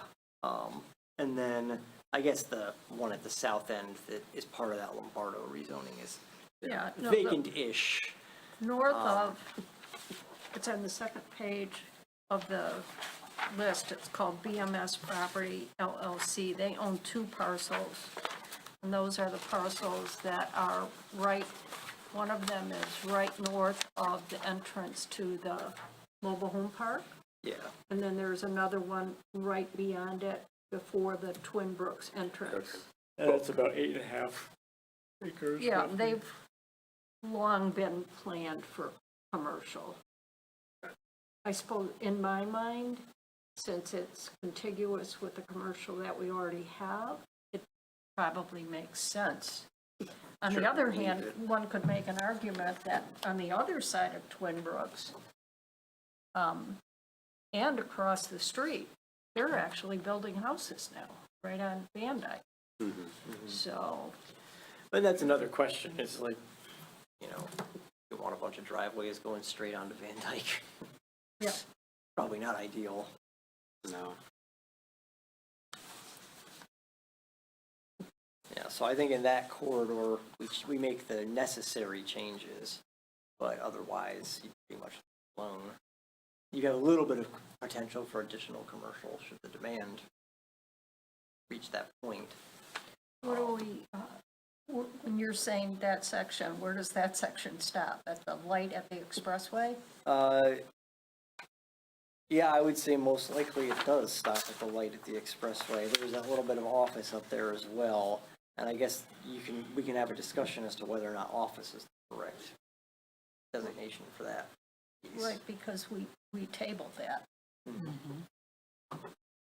To me, it would seem, I think that if, we know in principle, we probably have too much office that we don't need because you said there's no demand for it.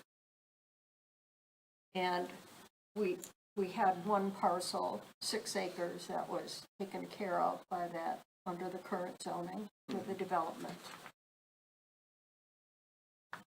On Van Dyke, the other office space that we have is at the tip there of Van Dyke and the expressway on the south side. And that's current, Yeah, it's currently So- zoned that way.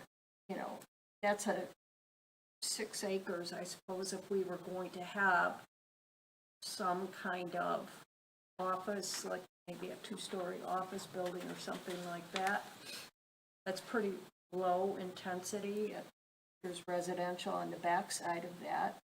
But to me, that kind of makes a sensible place to have it.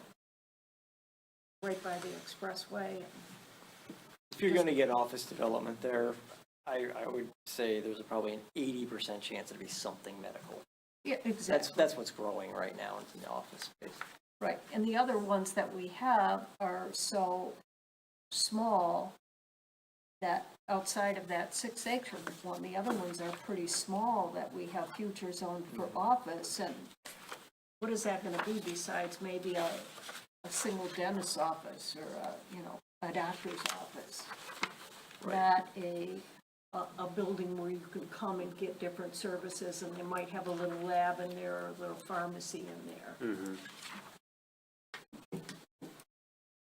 Right, so we've got the office designation at the corner of M53 and Van Dyke, and then we've got the office on the northwest side of 34 and Van Dyke. And that's where you're getting into the area where the zoning doesn't exist yet, but you have the office designation on the future land use. Right, and So right it's now, still zoned residential Yeah. there.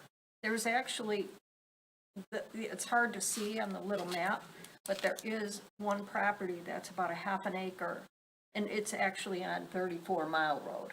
Yes. Yes, yeah, then you have the vacant property wraps around it. then you have 10 acres that's totally vacant right now. These are all zoned residential, R1A. Then you have 3 acres, which is, I'm sure there's some sort of grandfathering involved there.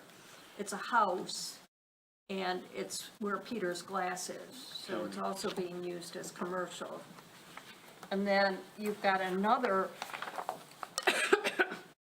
58 acres that is for office. Does that make sense? Did I type that the wrong way, Joe? You're talking about the next parcel up, the larger one? Doesn't look big enough, but Yeah, I wouldn't net that to be 58 acres. 58 acre. That might be a typo. That's the one north of Peter's Glass. Yes. that's what they're saying this is. I think it's more likely to be 8.5 acres than 58. Yeah, that might be a typo. Yeah, if the property across the street, I think that big square is 80, right? Right. So there's no way that that is 58. Yeah, that's a typo. I think it's 8.5. And that's the property where right now there's a couple of, oh, you know what? I think that it is, I think the whole acreage is 58.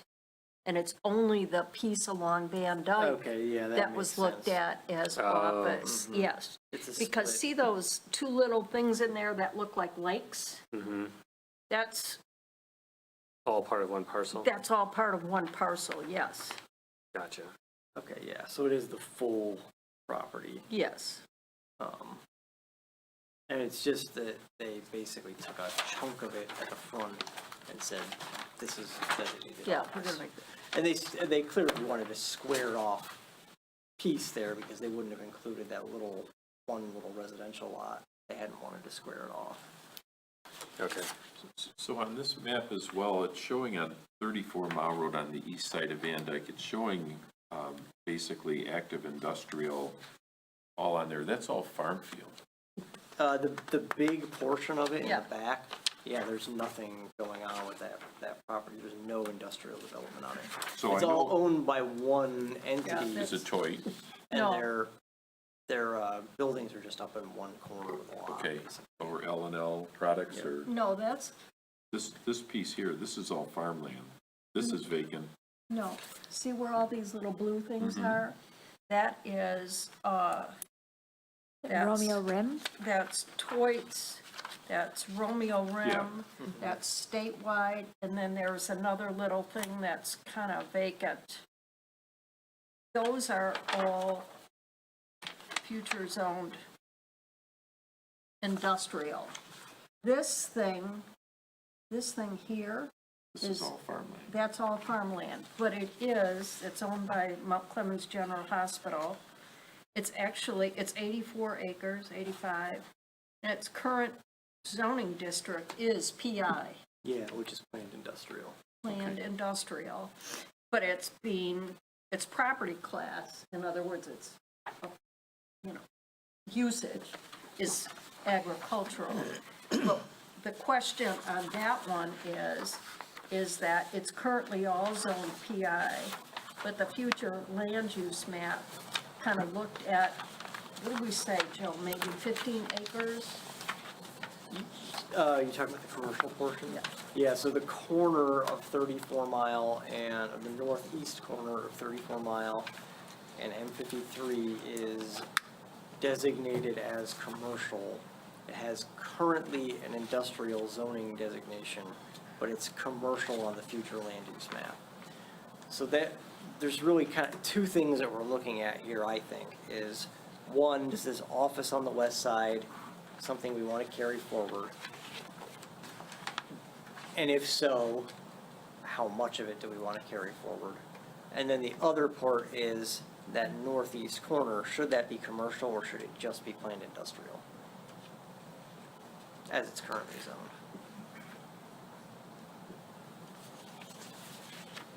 Well, if this on the northwest side of 34 and Van Dyke was to be something else, what would that be? Well,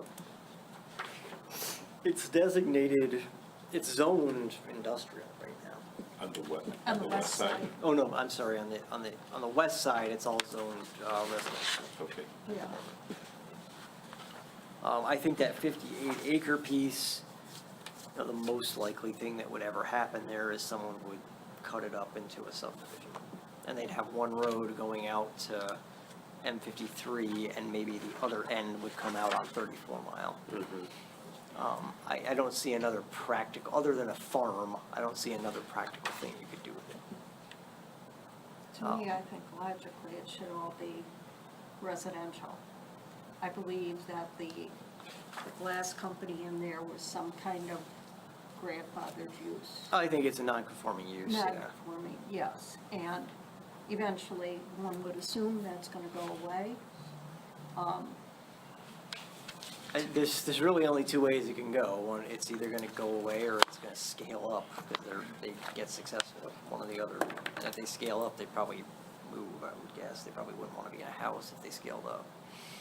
Yeah, that's a house with a little, He's got a separate like barn there. Barn. Yeah, He it's a does his barn work that they're out of. doing the work in, yeah.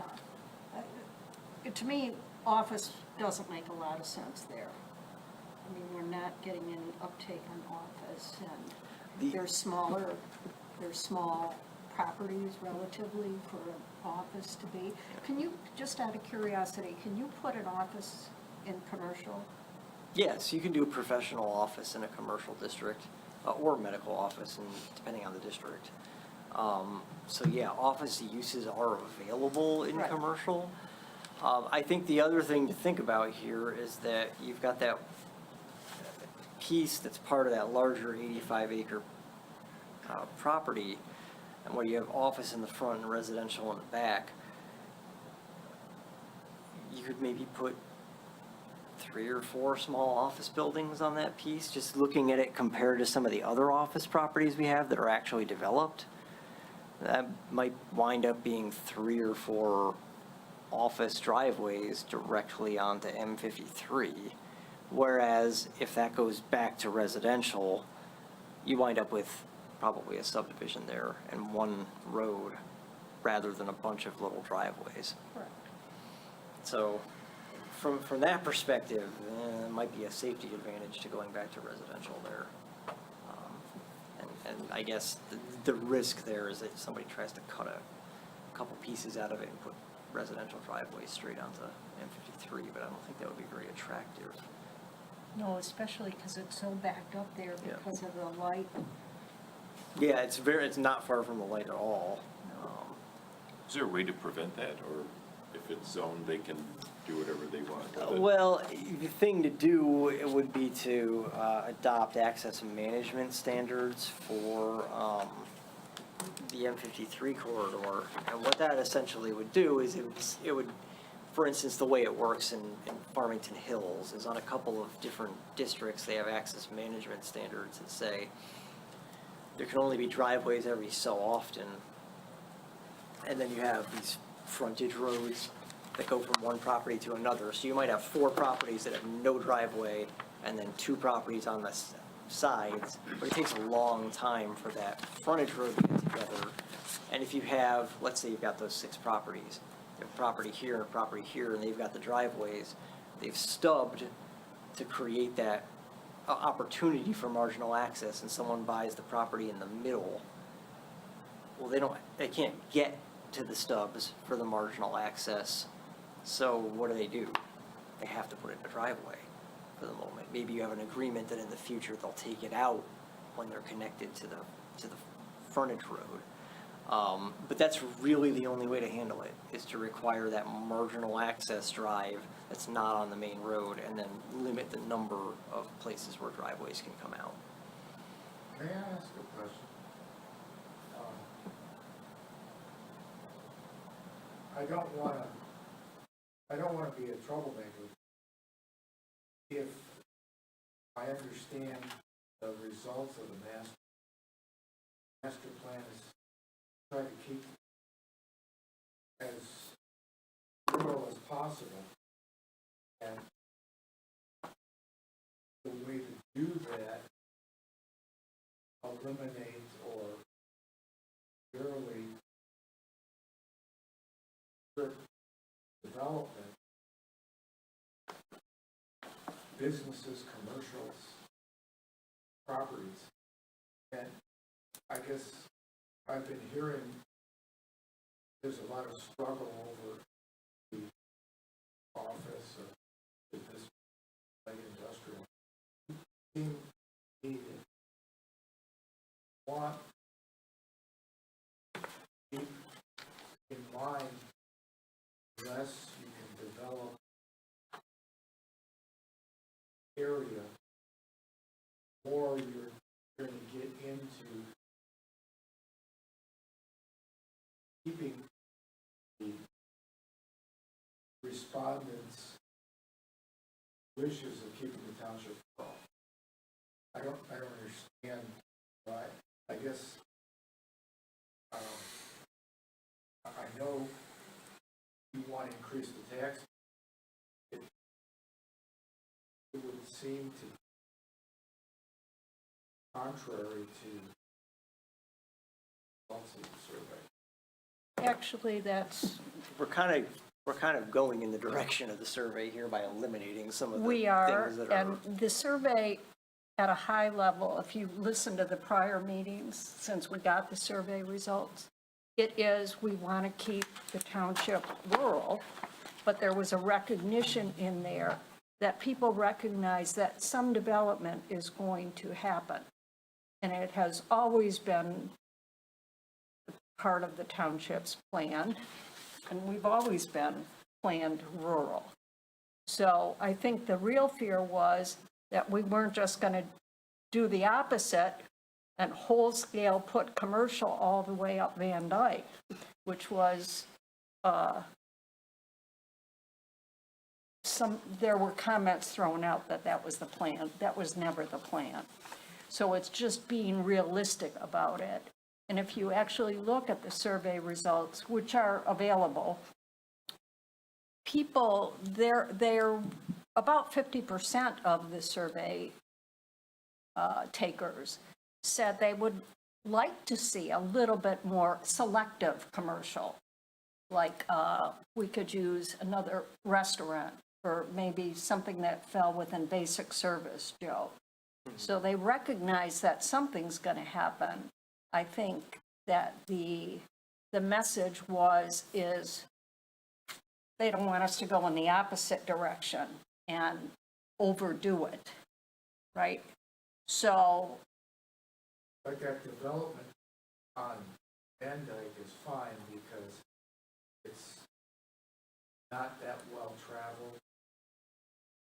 45, 50. Access is, but when you're talking about M53, 65 miles an right, hour. and And that's a safety issue because right now, especially in the morning hours and the afternoon hours, get bumper to bumper traffic, large vehicle. correct. And so if you hold on to keeping that area undeveloped, But that's not what we're doing. much as possible, then you're gonna cause a lot of traffic issues developing that corner as opposed to trying to develop something off. But just to be clear, this is not about should the property be developed or not. The properties are all going to get developed at some point With something. with something. Yes. So this is not an exercise of should we allow development or not. Correct. We can't. No, Right. it's what do we think is the best interest of the township on this Right. property. And I think the direction we're leaning on this west side of M53, which historically was planned for office, is that we should remove that office designation from that area and put it back to a residential designation so that we kind of avoid that situation where you have those driveways going straight Right. onto M53.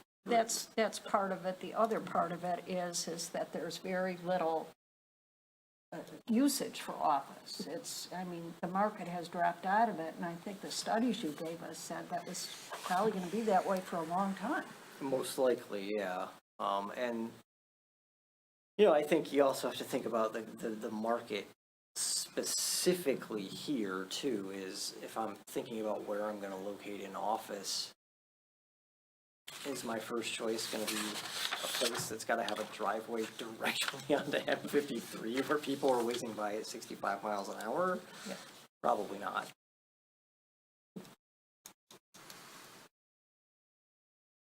So I think in this area, the question remains, we have this area that's zoned commercial, or zoned industrial at the northeast corner of 34 and M53. It's been zoned industrial for, I don't even know how long, a long time. Long time.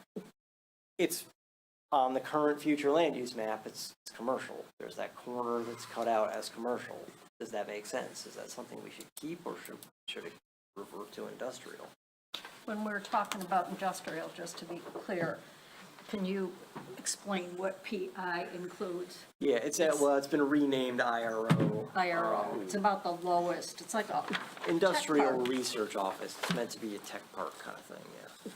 That's It's the not- part behind. Yeah, it's not like junkyards and other super heavy industrial. Well, and it's not even like what's on 33 Mile Road. It's Yeah, like yeah, industrial. no, it's- IRO is really like a, It's meant to be, technology and. right.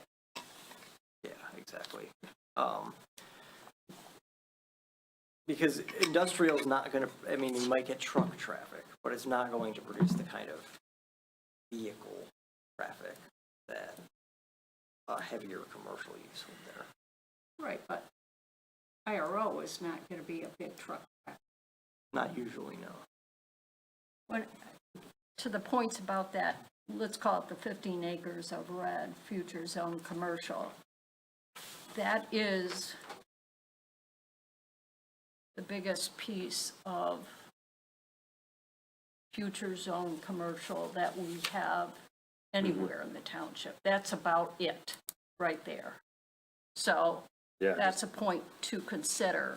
That's about it. The second thing is, what I wondered is, you know, how, you got the bulk of it that's IRO. That's gonna basically be people coming to work at their, you know, in their tech park, or maybe a client coming in to discuss something. Not gonna have heavy traffic as a result of that. But the commercial, for 15 acres, that could be a heavier volume of traffic. And what I'm asking myself is, how do you get into and out of there? Because it's quite close to the light. It is very close to the light. I think you'd almost have to direct on a 34 mile. I mean, I don't think you could have a driveway on that. Right turn only. It'd be a pain to get out of Ever there. seen someone drive over one of those pork chops? It's, Go right, you can go left. So, That happened, yeah, and I'm gonna, just a month ago. you will have an opportunity to have feedback on anything that we discuss as potential changes, but I do want to reiterate, this is a discussion for the PC members at this point. I'm sorry. That's okay. Do we, Joe, in terms of that little pocket, would it make sense for us to keep going to see if we have any other little stuff out there? And whether, we've also said, I believe, that, you know, it's not on Van Dyke, but it's at 33 and McKay at the roundabout. We do have 6 Yes. acres there's there. 6 acres there. That's vacant, and that That's- is a court directive, Exactly. so that has to be commercial. Yes. So maybe when we look at that and the other stuff over there, that'll help drive a decision on the need for this little 15-acre pocket there at 34 and Van Dyke. Yeah, that 6-point-something acres there, that's a consent judgment, so it literally has to be C2 according Yeah. to a court order. Going further up M53, there are really only, I would say, 3 things to talk about. There's the southeast corner of Ebling and M53, which is currently zoned commercial. There's 2 parcels that are zoned commercial. There's 3. Is it 3? One of them's at like a half an acre. Oh, yeah, there are 3 Yeah, there, it's aren't kind of there? funky. Yeah. And then going up further, 36 Mile, the southwest corner of 36 Mile and M53 is currently zoned commercial. Yeah. And that was a lawsuit too. Yes. I think it's hard-coded in the systems that we can't change Yeah, that. we're not changing that one because it is a court order ultimately. Okay. So, but we can discuss the one at Ebling. Does that make sense? Yeah, to have that's- that planned commercial. That's actually, it's kind of weird. The parcel to the southernmost parcel is actually where that BJ's Saloon used to be. I think that closed up maybe 15 years ago. That's almost certainly why it has the commercial designation. Right, Is and I there's think they once tore upon it a down, I time think. There's no Yeah. building there. Yeah. Yeah, it's a vacant lot. So, once upon a time, there was a business there. There Right. is not now. And there's a house on the one on the actual corner. On the corner. Right, and actually, one of the properties, it has a Ebling Street address. That's 2 acres. Yeah, that's the one right on the corner with the house on it. Okay. So So- going north, what about the hospital? What's that zone? That's the next topic of Okay. conversation. What do we think about that Ebling, that corner? Should we keep a commercial designation on it on the future land use map to match the zoning, or should we future land use or future plan for the future to be residential or something else? Well, especially the edge that is off Abilene, there's already a house there. There is a So- house at the corner, absolutely. To me, it doesn't make sense to leave that commercial when there's already a home on there and everything else around it is residential. How does everybody else feel about that? I agree. That we will plan residential then. I'm recalling when there was some rezoning requests that we ended up recommending denial, and the board denied it right up in that quadrant around the bug farm. I mean, there was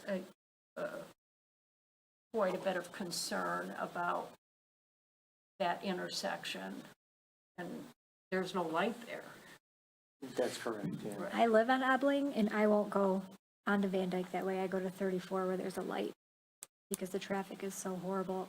That's all the what I would time. do. I would absolutely do the Yeah. same Yeah. thing you do. Yeah, Especially if I had to go left. I understand all that. I guess the question is, let's just exclude the house on the corner for a second and say, let's convert that.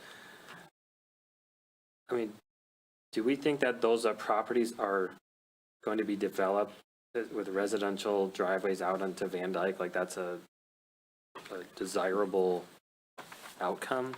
Right across the street down the road a little bit, they just put 2 new houses I in know. right off Van Dyke. I So know. I don't get it either. Is there gonna be a downzoning problem? You just mentioned the value. Right. Right, the owner of BJ's Is there gonna Saloon, be a, maybe he wants to rebuild or to do something else. How do you approach Well, the that? same thing's going to be true with the office thing Yeah, at 34 and, Yeah, Van well, Dyke. you're not changing zoning there because you're just taking it off the future land. use Okay. map. It doesn't have the That's true. zoning now. And that's This all- one actually has the commercial zoning now. I see a potential legal battle there. If somebody wants to contest the values. They have a corner commercial. Well, they've got the commercial zoning now, so they could do something, but they'd be able to come in and ask for a residential designation, if they wanted to rezone it and put a house on it. So can you help me understand, south of there is the dog ranch and the bug farm. That property looks like it's rural estate. But I thought that those were agricultural properties. What is the difference? Well, the rural estate is the zoning designation, the agricultural designation is more of an assessing designation, where that's the use of the property. Okay. So there's a distinction between the use versus the zoning. Rural estate's just the name of the zoning district. Right. I think the bug farm is, it's residential now. I think think it's- so. I think it's considered to be an agricultural use in a residential Yes. property, yeah. Yes, it is. Because And that's a it's- protected agricultural use. Correct. But And that's why it's not highlighted on this map. There's some history to this too. I remember reading old minutes on it, but I can't pull up the details. But the kennel, that is zoned residential. Yes, it I'm is. surprised you could have a kennel in a residential neighborhood. Well, at some point, I think you could. Okay.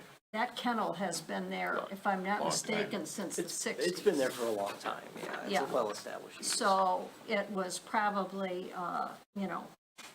grandfathered or non-conforming use when we did our first zoning ordinance, which was 73? Yeah. So I guess the question is, do you change the future land use category there? You leave the zoning in place. Somebody wanted to do something as zoned, they could, but they could also come in and say, I want to build a house here. which one are we talking about? The Ebling Ebling, property? yeah. Okay.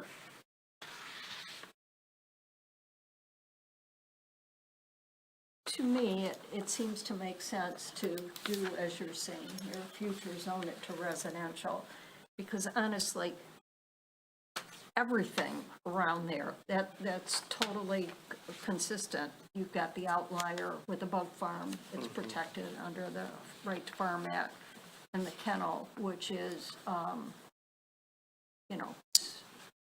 just was there the whole time. And it's residential anyhow. Right. Yeah, again, personally, I don't know if I agree with that, because I just don't know that putting residential driveways on Van Dyke makes sense.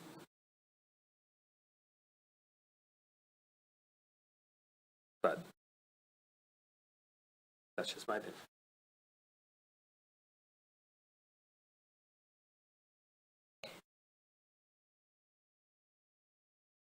Like I get, and I know there's some, so I'm not saying that. I'm just saying, is that something we want to continue to essentially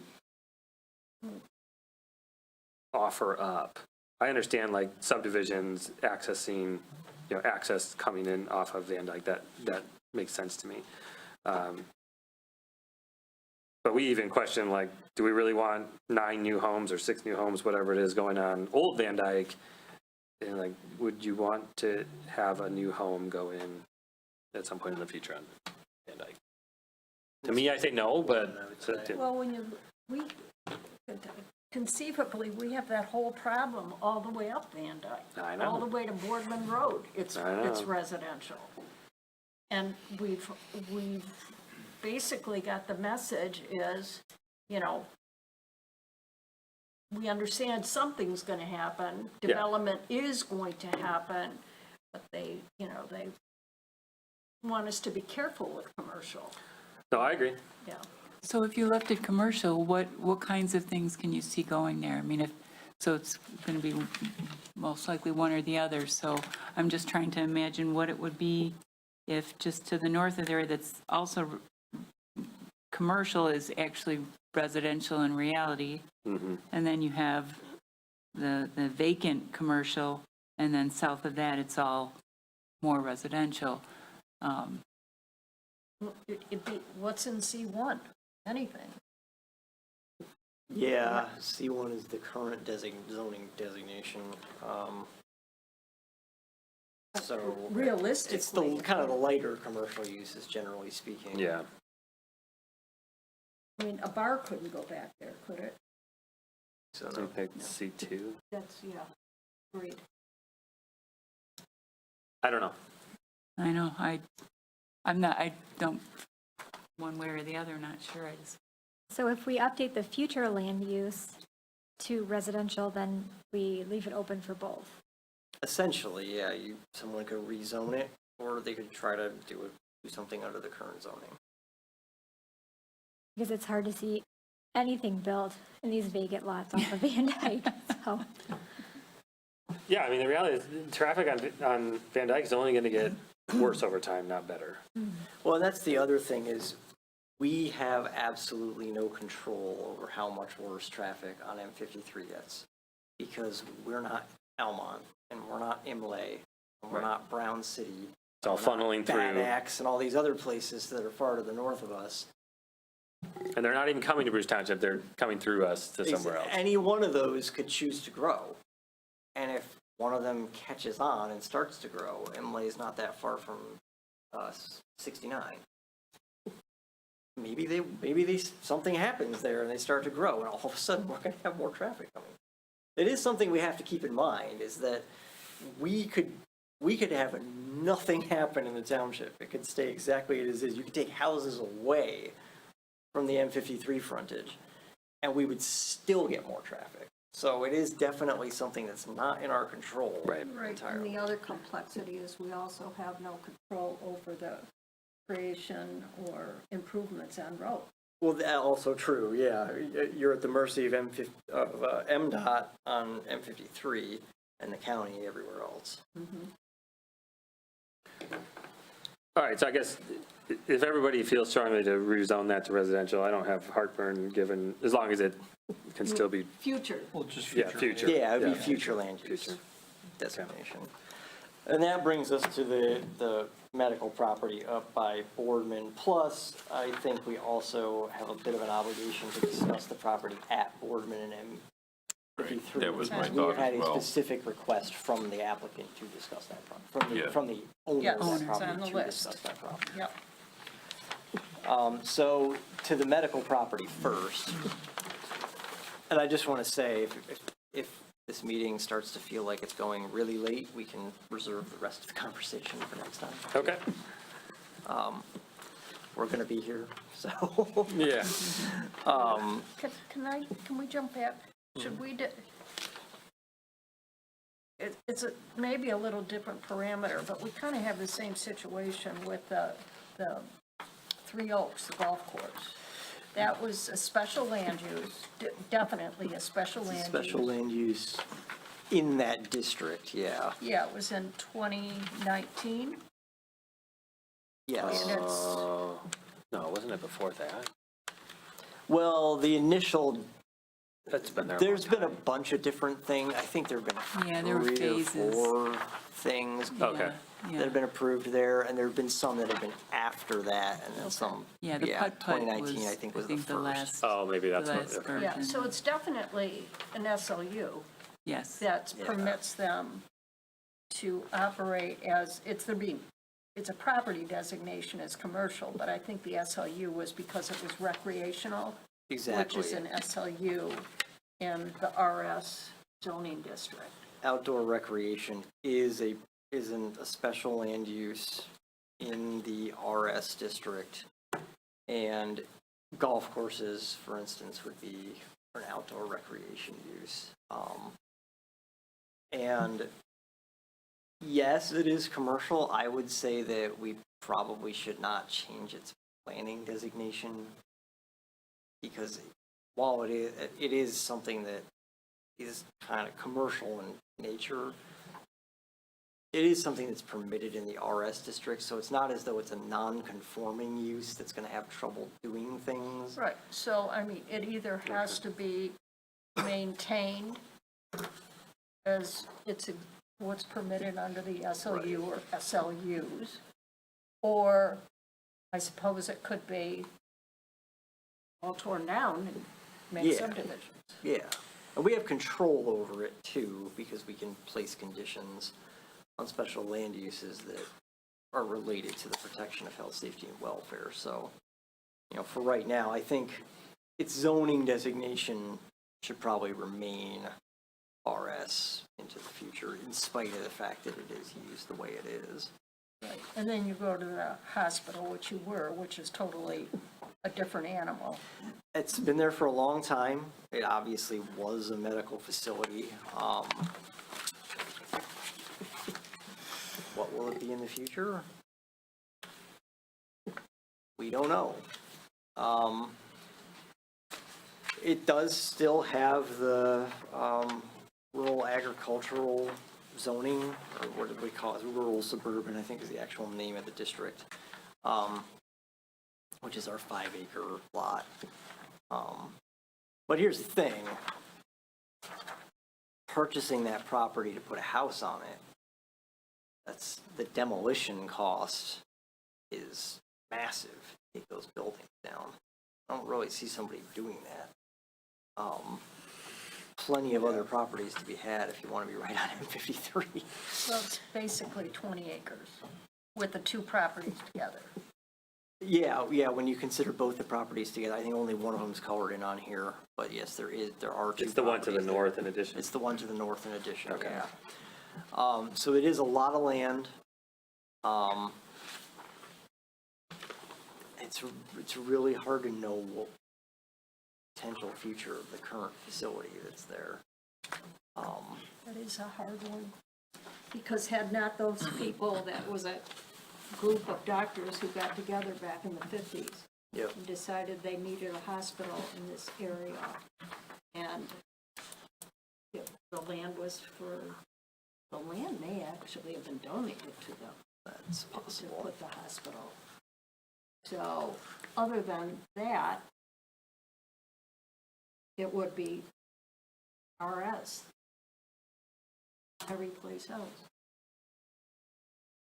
Yeah. Basically, you get 4 houses on it. With a building like that, can it be retrofitted into another use? Potentially.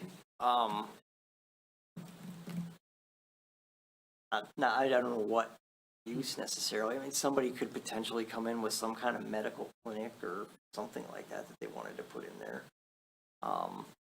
Maybe you have some sort of radiology business or something. I could see that facility maybe working for that. Or even elder care or something might be able to make use of that building. Says it has tax exempt status. It's no longer a hospital. Does that remain? Or does that become taxable? Oh, it probably has to do with who the owner is, if it's still, It says Henry Ford Hospital Corporation. yeah. Good Frank question. Yeah, it may remain tax exempt so long as the facility is still there. I'm not real sure how I'm that not sure works. if anything's actually still in there or not. If you drive by, there are cars there. Yeah, I don't know what activity Not level even the is office there. building, I haven't seen anything there. There was a daycare or something, wasn't there? Yeah, there's a sign for a daycare or some kind of kids Yeah. learning center. Yeah, But I don't know if I doubt I don't know it's if it's, active. yeah. Yeah, this is one of the trickiest properties on the list, really, because it's clearly already a commercial property. Nick informed that that facility gets sewer service from City of Almont, It does. but it's only a 4-inch main. So for any more intense usage, you gotta do septic there. And Nick had looked in, there's some modular septic systems that can be built. It's not like they're built on site and dropped in, but I mean, Yeah. it's like expandable, maybe it would be a more accurate term for it, but not Sure. cheap either. Sure. Yeah, it's a tough property because it's hard to see what it becomes.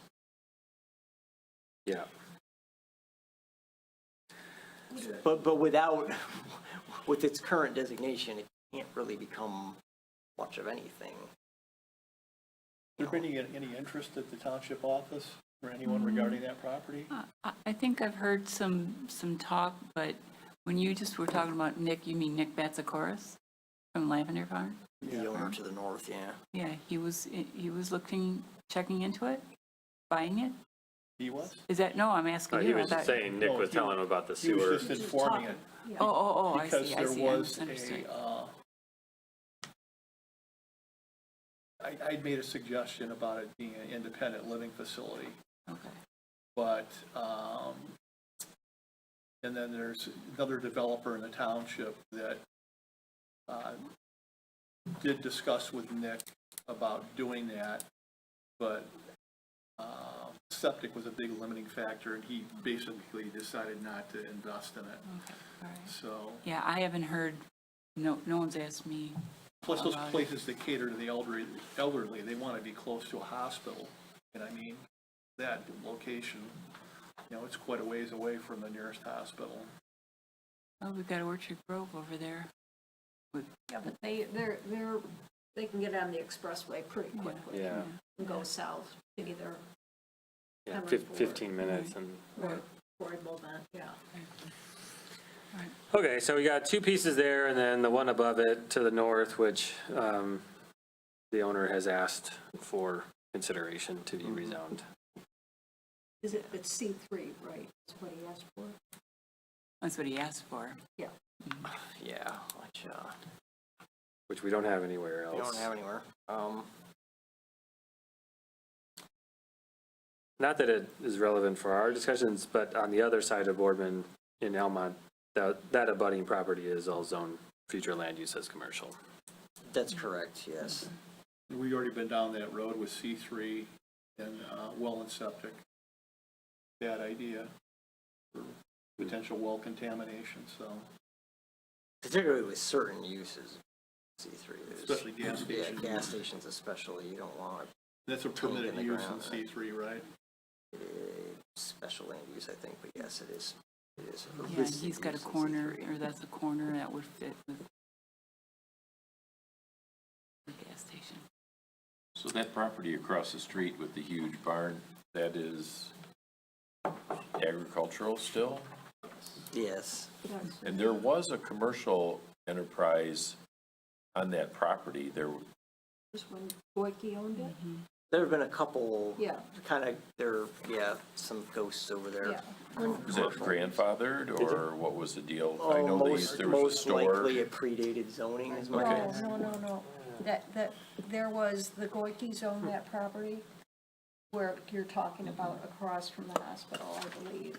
And they had a little like farm market store, which is, they were protected under the Right to Farm Okay. Act, okay? Oh, So then they went out, the property got sold where that, and they constructed that huge Yeah. structure now. So I haven't heard anything that they plan on anything, but, you know, it's, you know, they can do it if it's right to farm, I see. yeah. Yeah, even going down Boardman, there have in the past been little businesses and things, but they're all gone and they can't be reestablished under the current zoning. Yeah, although it's on Van Dyke, I really struggle with adding commercial there. I mean, it just seems so out of the realm of what we've talked about, understanding that these other little weird pockets, they would never have been there had we had, you know, a zoning ordinance, I don't know, even 10 years earlier than we did. Yep.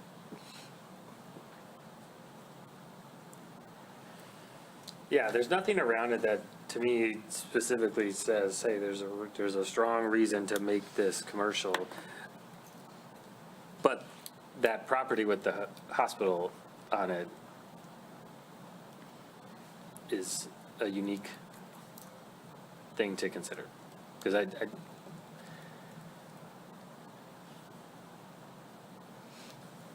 So what would we need to potentially rezone it commercial then, so it fits with the building? Well, we're talking about future land use designations, so yeah, I mean, that's potential. And then if someone were to, let's say, want to refurbish that facility and open some other use in it, they would at least have the opportunity to ask us for rezoning and, you know, do something with it. Right now, the main thing with that facility is it's there. It's been there for a long time. But you can't do anything to it because the zoning doesn't let you. You really can't modify it under the way our zoning ordinance is written. You can't really even expand it because you'd be expanding a non-conforming use. You'd have to get a variance to do it anyway. So what would our other options be? Or is that the only reasonable thing we could do is add it as commercial on the future land use map? Could be, not that I'm advocating it, but I mean, you could make it office. It's potentially you could make Yeah, an that was my office, yeah. question, because the separate building is office, it's not hospital. Yeah, and medical office would be permitted in the office district, so if someone wanted to put some sort of clinic there, or some sort of specialty, an eye ophthalmology practice or something, ambulatory surgery center. You know how when we looked at that property at 34 in Van Dyke and for future land use, they had sliced off, could, where Henry Ford is, could it be something similar where you have, I don't know how close to Van Dyke the properties is, but it's 10 acres, the one with the hospital itself on it. That's pretty deep, I would think. There are two parcels there, and all the development's on one of the parcels. The other one doesn't have anything on it, so you could look at just the one that has the development on it, or you could look at both of them. You're talking about the parcel just to the north of the hospital? Yeah, I it's owned think- by the same people. I think part of, it's a weird thing, I think part of the shed, they have that little accessory building. Yeah. It actually is on part of that parcel Oh, gotcha. Crosses the for some property line. reason. I just wonder if the frontage on Van Dyke could be office and the back could be residential, but that would then make them landlocked in there, I guess. Yeah, you wind up with residential, it'd be very hard to access, because Yeah. you've got houses going down Boardman.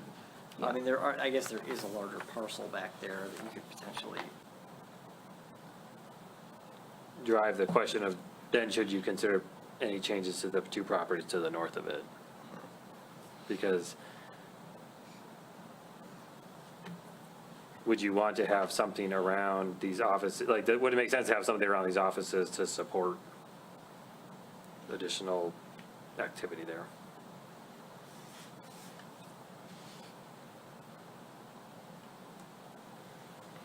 They could drive a mile and get to Elmont. Sure.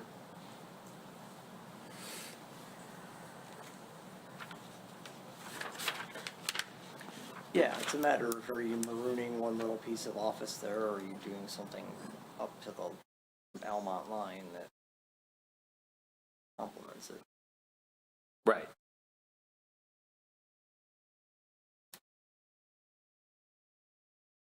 Yeah, make it road frontage, or give a frontage off. Be safer. Sorry, Carol, what'd you say? That may give an option for a safer entry off Boardman rather than Van Dyke, if you were to combine those parcels, if they were all one owner, or combined driveway. Did we didn't ask any questions in the survey about that property. No, we didn't get property specific. So we just have the direction, you know, we understand, you know, it'd be nice to have some restaurant, but beyond that, there wasn't a great big appetite for commercial. No. So I don't think people would have ever contemplated, what about the hospital that's not a hospital? Actually, more think about that, the Boardman, there's no light there anyways, it wouldn't really make that big difference. Yeah. That's really kind of a negligible item. Depending on what happens with that Almont's future planning, it might be there someday, I don't know. That's more applicable to the 34-mile property, but yeah, not so much Boardman. Yeah. All that land that Almont made commercial there goes off someday. It's probably gonna need to It's get all like, the way to Boardman. yeah, all the way down to Boardman. You already have some commercial, they have a bank, credit union down there, a gun shop, a couple things stretching down that way. There's 4 or 5 things, yeah. I wonder what type of commercial it is zoned. That I couldn't tell you. I could look it up, but I don't know offhand. Yeah, and again, in my opinion, like, M53 is an asset for our community, and even if we consider changing, I mean, this is 20 acres, that doesn't change, that doesn't mean Bruce Township isn't rural anymore. So, I don't know what we should ultimately do here. I personally don't find residential on Van Dyke to be a great use. That's just my opinion. And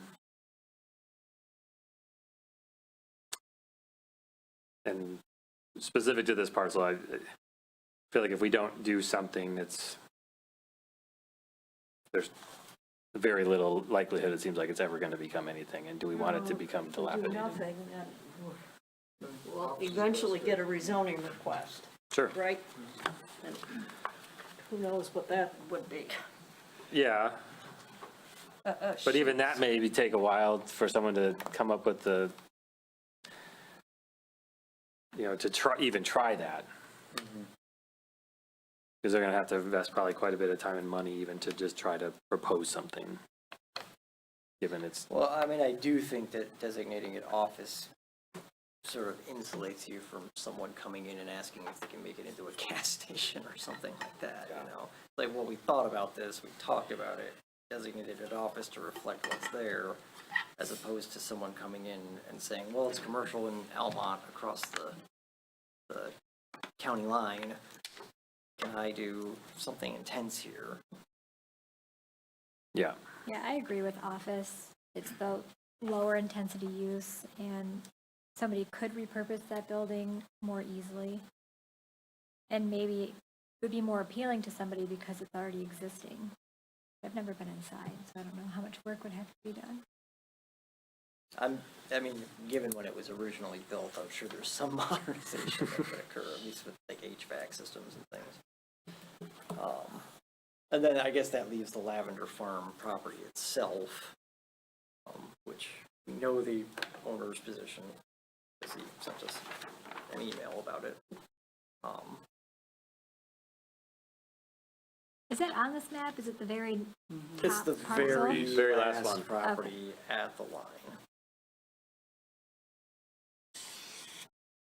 So just to be clear, are we talking about both of those pieces of property, maybe making them office? There's two separate there. The Henry Fords. Yes. Yeah, Yes. it's a weird, yeah. The big one is with the building is 10.29. The other one that's kind of got the shed hanging over is 9.48. And again, just for anyone following along, we emphasize that that's a future land use category. It's not an actual Sure, zoning designation. sure. So someone would have to come to us and say, let's change it to office so that I Yeah. can do X, Y, Z. But earlier tonight and previously, we've talked about how office is not in high demand, and we're talking about taking it out in other places, so why would we add it back in to 2 parcels Well, I think here? we're taking it out of places where it isn't, and we're putting it out of place where it is. I suppose the only rationale for that is that the building may be able to be utilized Right. for office. Not that one, the one to the north. Oh, Nick's? It's got- Lavender? Yeah, the two, oh, because David, you said the 2 parcels to the yes. north. That's what we're questioning right now. The parcel directly north is under the same ownership. So Oh, I see. It's the one at Boardman that's the Lavender Farm. Okay. And we're not talking about putting office on the Lavender. We've been asked to put more on it, but that doesn't necessarily mean we're going to.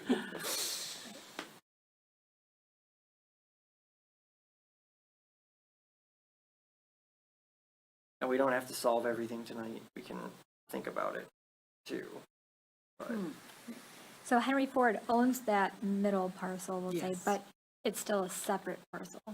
it is, they've never been combined. Yeah, they're Okay. two different parcel IDs.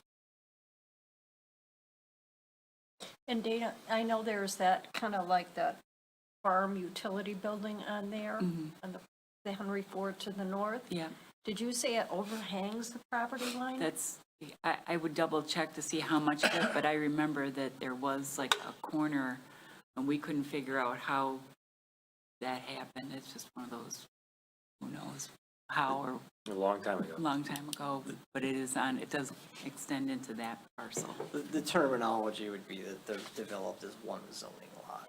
They're basically being treated as though they're a single property, even though there's 2 parcels there.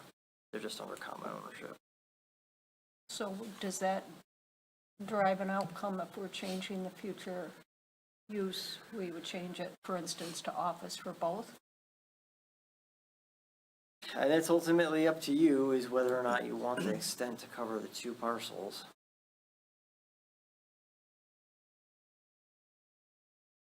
Then we'd have another weird thing. If it's two different zonings with one accessory building on both. I don't like the fact that the accessory building crosses the property line. It's Yeah. not That's fun. really weird, because the tax records show that, or BS&A showed that farm utility building was built in 2017. Really? 2017. I believe so. I swear it's longer than that. I mean, we certainly didn't see a plan for it if it was Yeah. built in 2017. That's maybe a problem. Yeah. Um, Yeah, that's another question I could check and see if there was a That'd be- permit pulled, but at this point, they're not even there anymore. Yeah. And the vested right there, from a legal standpoint.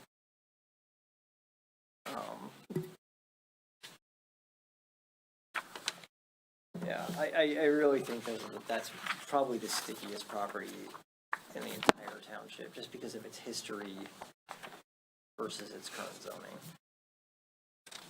Easy enough to say, well, these are residential now, let's just make them residential on the future land use map if we're looking at those other office properties. We actually have something here that can't be reutilized under current zoning. Should we go, are we going to wait till we do the rest to come back to that little 15 acres of commercial at 34 in Van Dyke? Well, yeah, we do need to make a decision on that. Do we take the commercial off and just leave it industrial like it's zoned, or we leave the commercial there? That's the question. Right. Well, before we jump down there, like, are we gonna make a decision on the properties up north there or not? I think we did. So we're saying office for both of them, for the, both of the, Henry Ford. Henry Ford properties, is that what we're saying? I think that's where our head is, but I think Dana was going to check and And then what are we saying about the Lavender Farm to the north?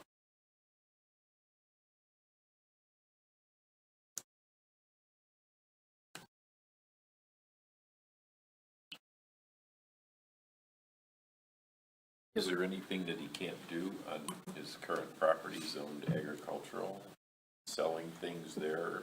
He's got an agricultural operation going there. Right. right. And what he's doing so far is protected by the right to farm act.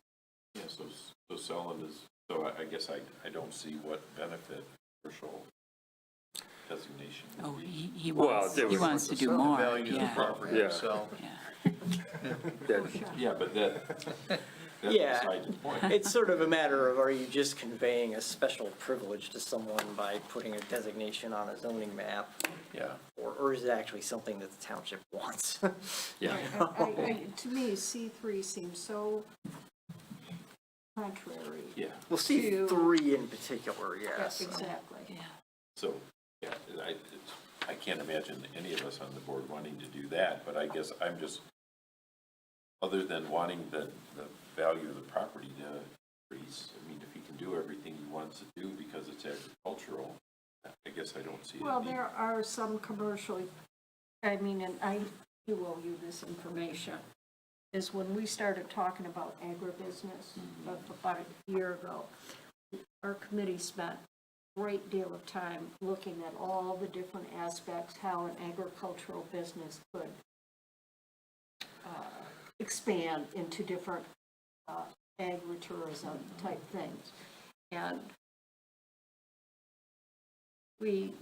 Joe helped us as well as the township attorney. And there are points at which some endeavors, at least according to our attorney, and Joe, our planner, would not be protected by the Right to Farm Act. Right. So, Be something like a Blake's. correct. Oh, yeah, there's plenty that they're doing that's not protected by right to Yes, farm. correct. So, yeah, we know he can do what he's doing now. You know, it's either protected by the township ordinance, which is pretty much walks hand in hand with what protections on the right to farm. Right, if they wanted to turn it into a big wedding venue, or like the not the winery part of it. The winery part of it is protected, but the expanded things like at the place down in Ray Township. Yeah, right, yeah, an event hall isn't considered related enough to farming to be protected by right to farm. But if you grow apples and you're making cider, you're processing the things that you're growing, so it's considered to be related to farming, that would, Correct. as an example.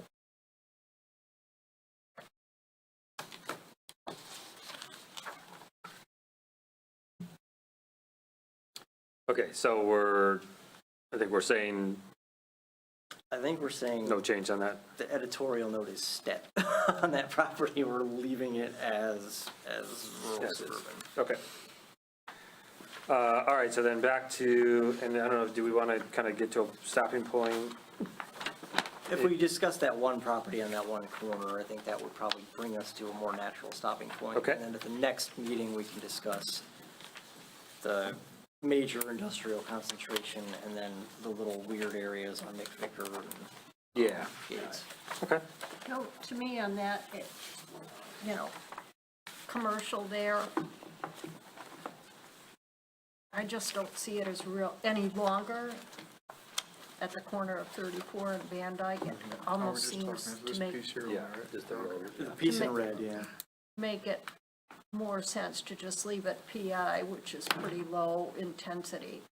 And I say that especially knowing that a mile away, straight down the expressway, we have the 6 acres that we don't have a choice about. Sure, yeah. And right across McKay, we have, it's only about, what is it, about 2 acres where we did the site plan for Rizzo? I think it's closer to 4 acres. Okay, so that'll be commercial. Yes. On the other side of 33 McKay. Yes. Yeah.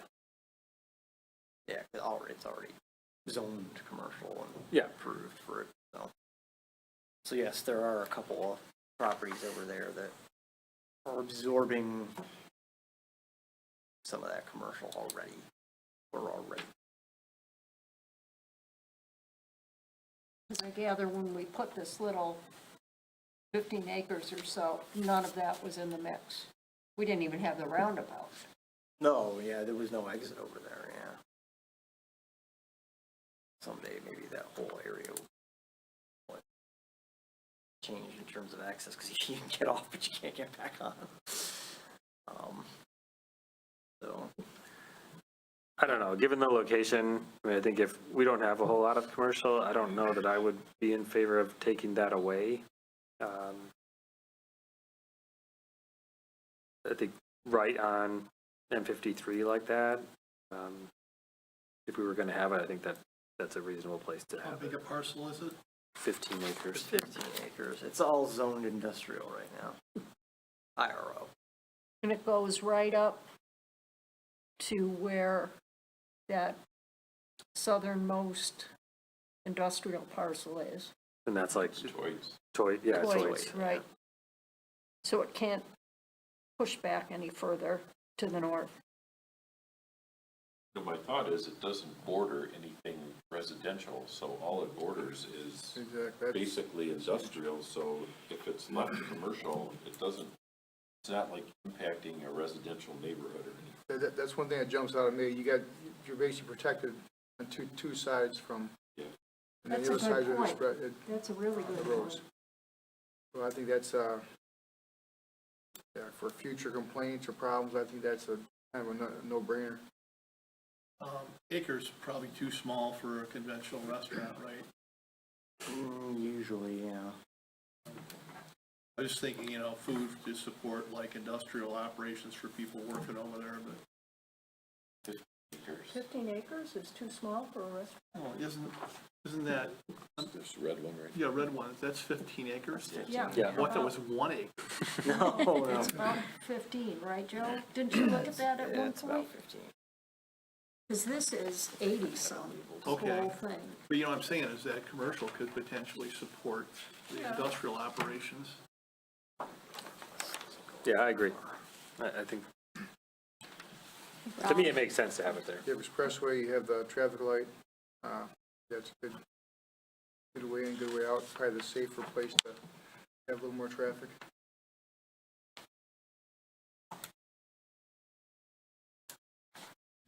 That is a really good point. It doesn't butt up to residential, I mean, across the street, but, You have a street buffer, but you're gonna have some noise anyways, yeah. so like, I'm not thinking of future complaints, so probably be the best spot.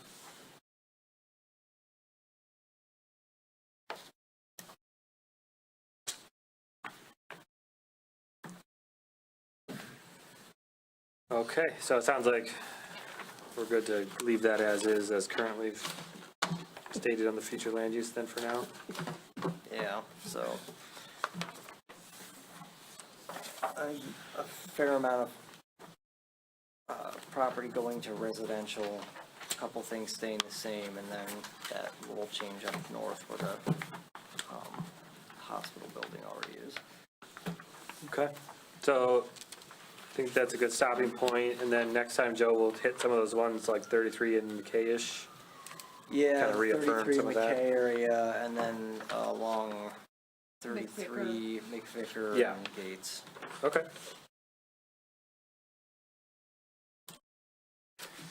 Well, made some good progress, and thank you, everybody, for the good discussion.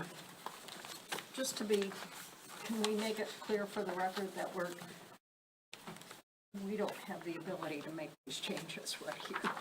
That there's process we're gonna go through. Well, yeah, I mean, ultimately, there's like public hearing and, Town halls. yeah, exactly. Right.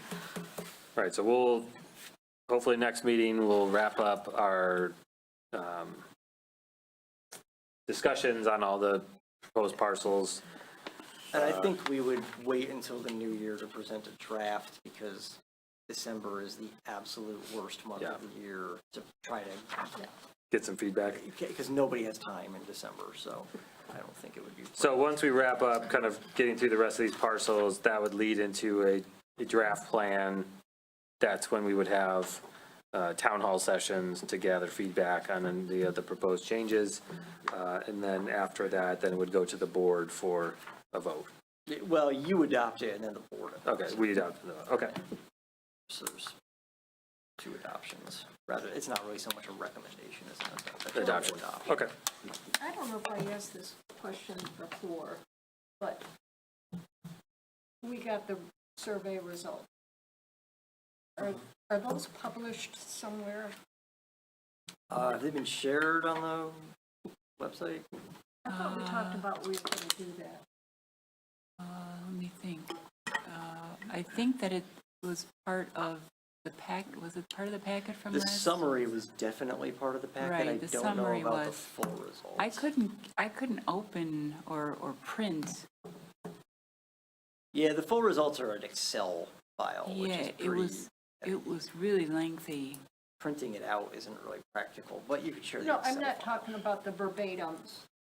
Those are really crazy. I'm talking about just the breakdown of the survey questions. Oh, that's in the packet. at Those are the least. packet. That wasn't. Yeah.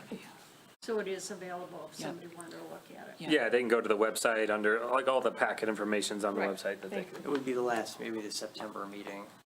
Yep. Yep. Had that packet in.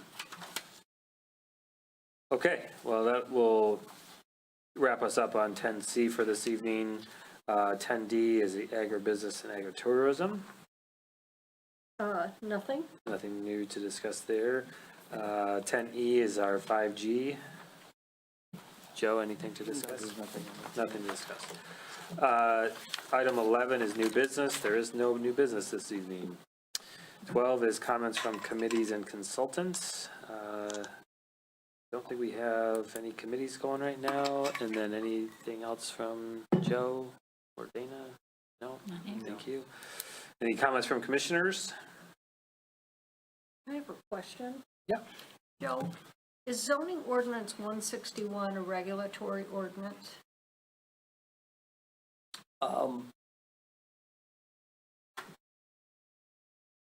So yes, in that it regulates things. However, when we talk about regulatory ordinances, we're usually talking about the rest of our code. Correct. Just like, from a terminological standpoint. The main thing that distinguishes zoning from other regulatory ordinances is the concept of nonconformity. So if you adopt any other type of ordinance, generally speaking, once you adopt it, anything that's not conforming with that ordinance is just fair game for enforcement. Whereas with a zoning ordinance, when you change a zoning ordinance or adopt a zoning ordinance, anything that doesn't meet that ordinance that's already in existence is considered non-conforming and is allowed to continue until Okay. changed. That's the primary distinction Okay, between the the two reason I types. ask is that on our new website, if you go to planning and zoning ordinance isn't there. I don't like that. I don't care for it at all, and, because I mean, for a normal user, that's where you'd look, just Sure. by virtue of the title. But where it is, and I mean, if you search, you can find it, but it's under somebody else, Departments and then, the clerk's department tab, and then you know, you get your little menu on the side, and it says regulatory ordinances. And you click on that, and there you find the zoning ordinance. What I would say is I'm sure that the ordinance that's housed in that location has a address. And that address, a link to that address could be added to the planning and yes, zoning page. that's what I was going to ask. You don't have to Civic house Plus. it in a separate place. Right. You can just add a link to the planning and zoning page. Right. And that gets you to the right spot. Right. So that's one thing. I just wondered about it being put with everything else under the title regulatory ordinance. Yeah, I mean, strictly speaking, any ordinance is regulatory, but from a terminological standpoint, yeah, we usually mean the other types of ordinances rather than zoning with the term regulatory. But I don't know that it's necessarily a problem. Okay, It's just, right. But at, Maybe it's a not easy to distinction find. most people aren't aware of, so I guess it, so at the doesn't- least, though, we can put a link. yeah. So if somebody logically goes to planning and zoning, they can see something that says, click Yeah, here for the zoning ordinance. Exactly. You should be able to get there. And Dana, you're doing something to? Yeah, there is one other way to find it. And I've noticed that about Civic Plus that, and I can't tell you, I just know that I found it. I'll tell you tomorrow after I get back to my computer.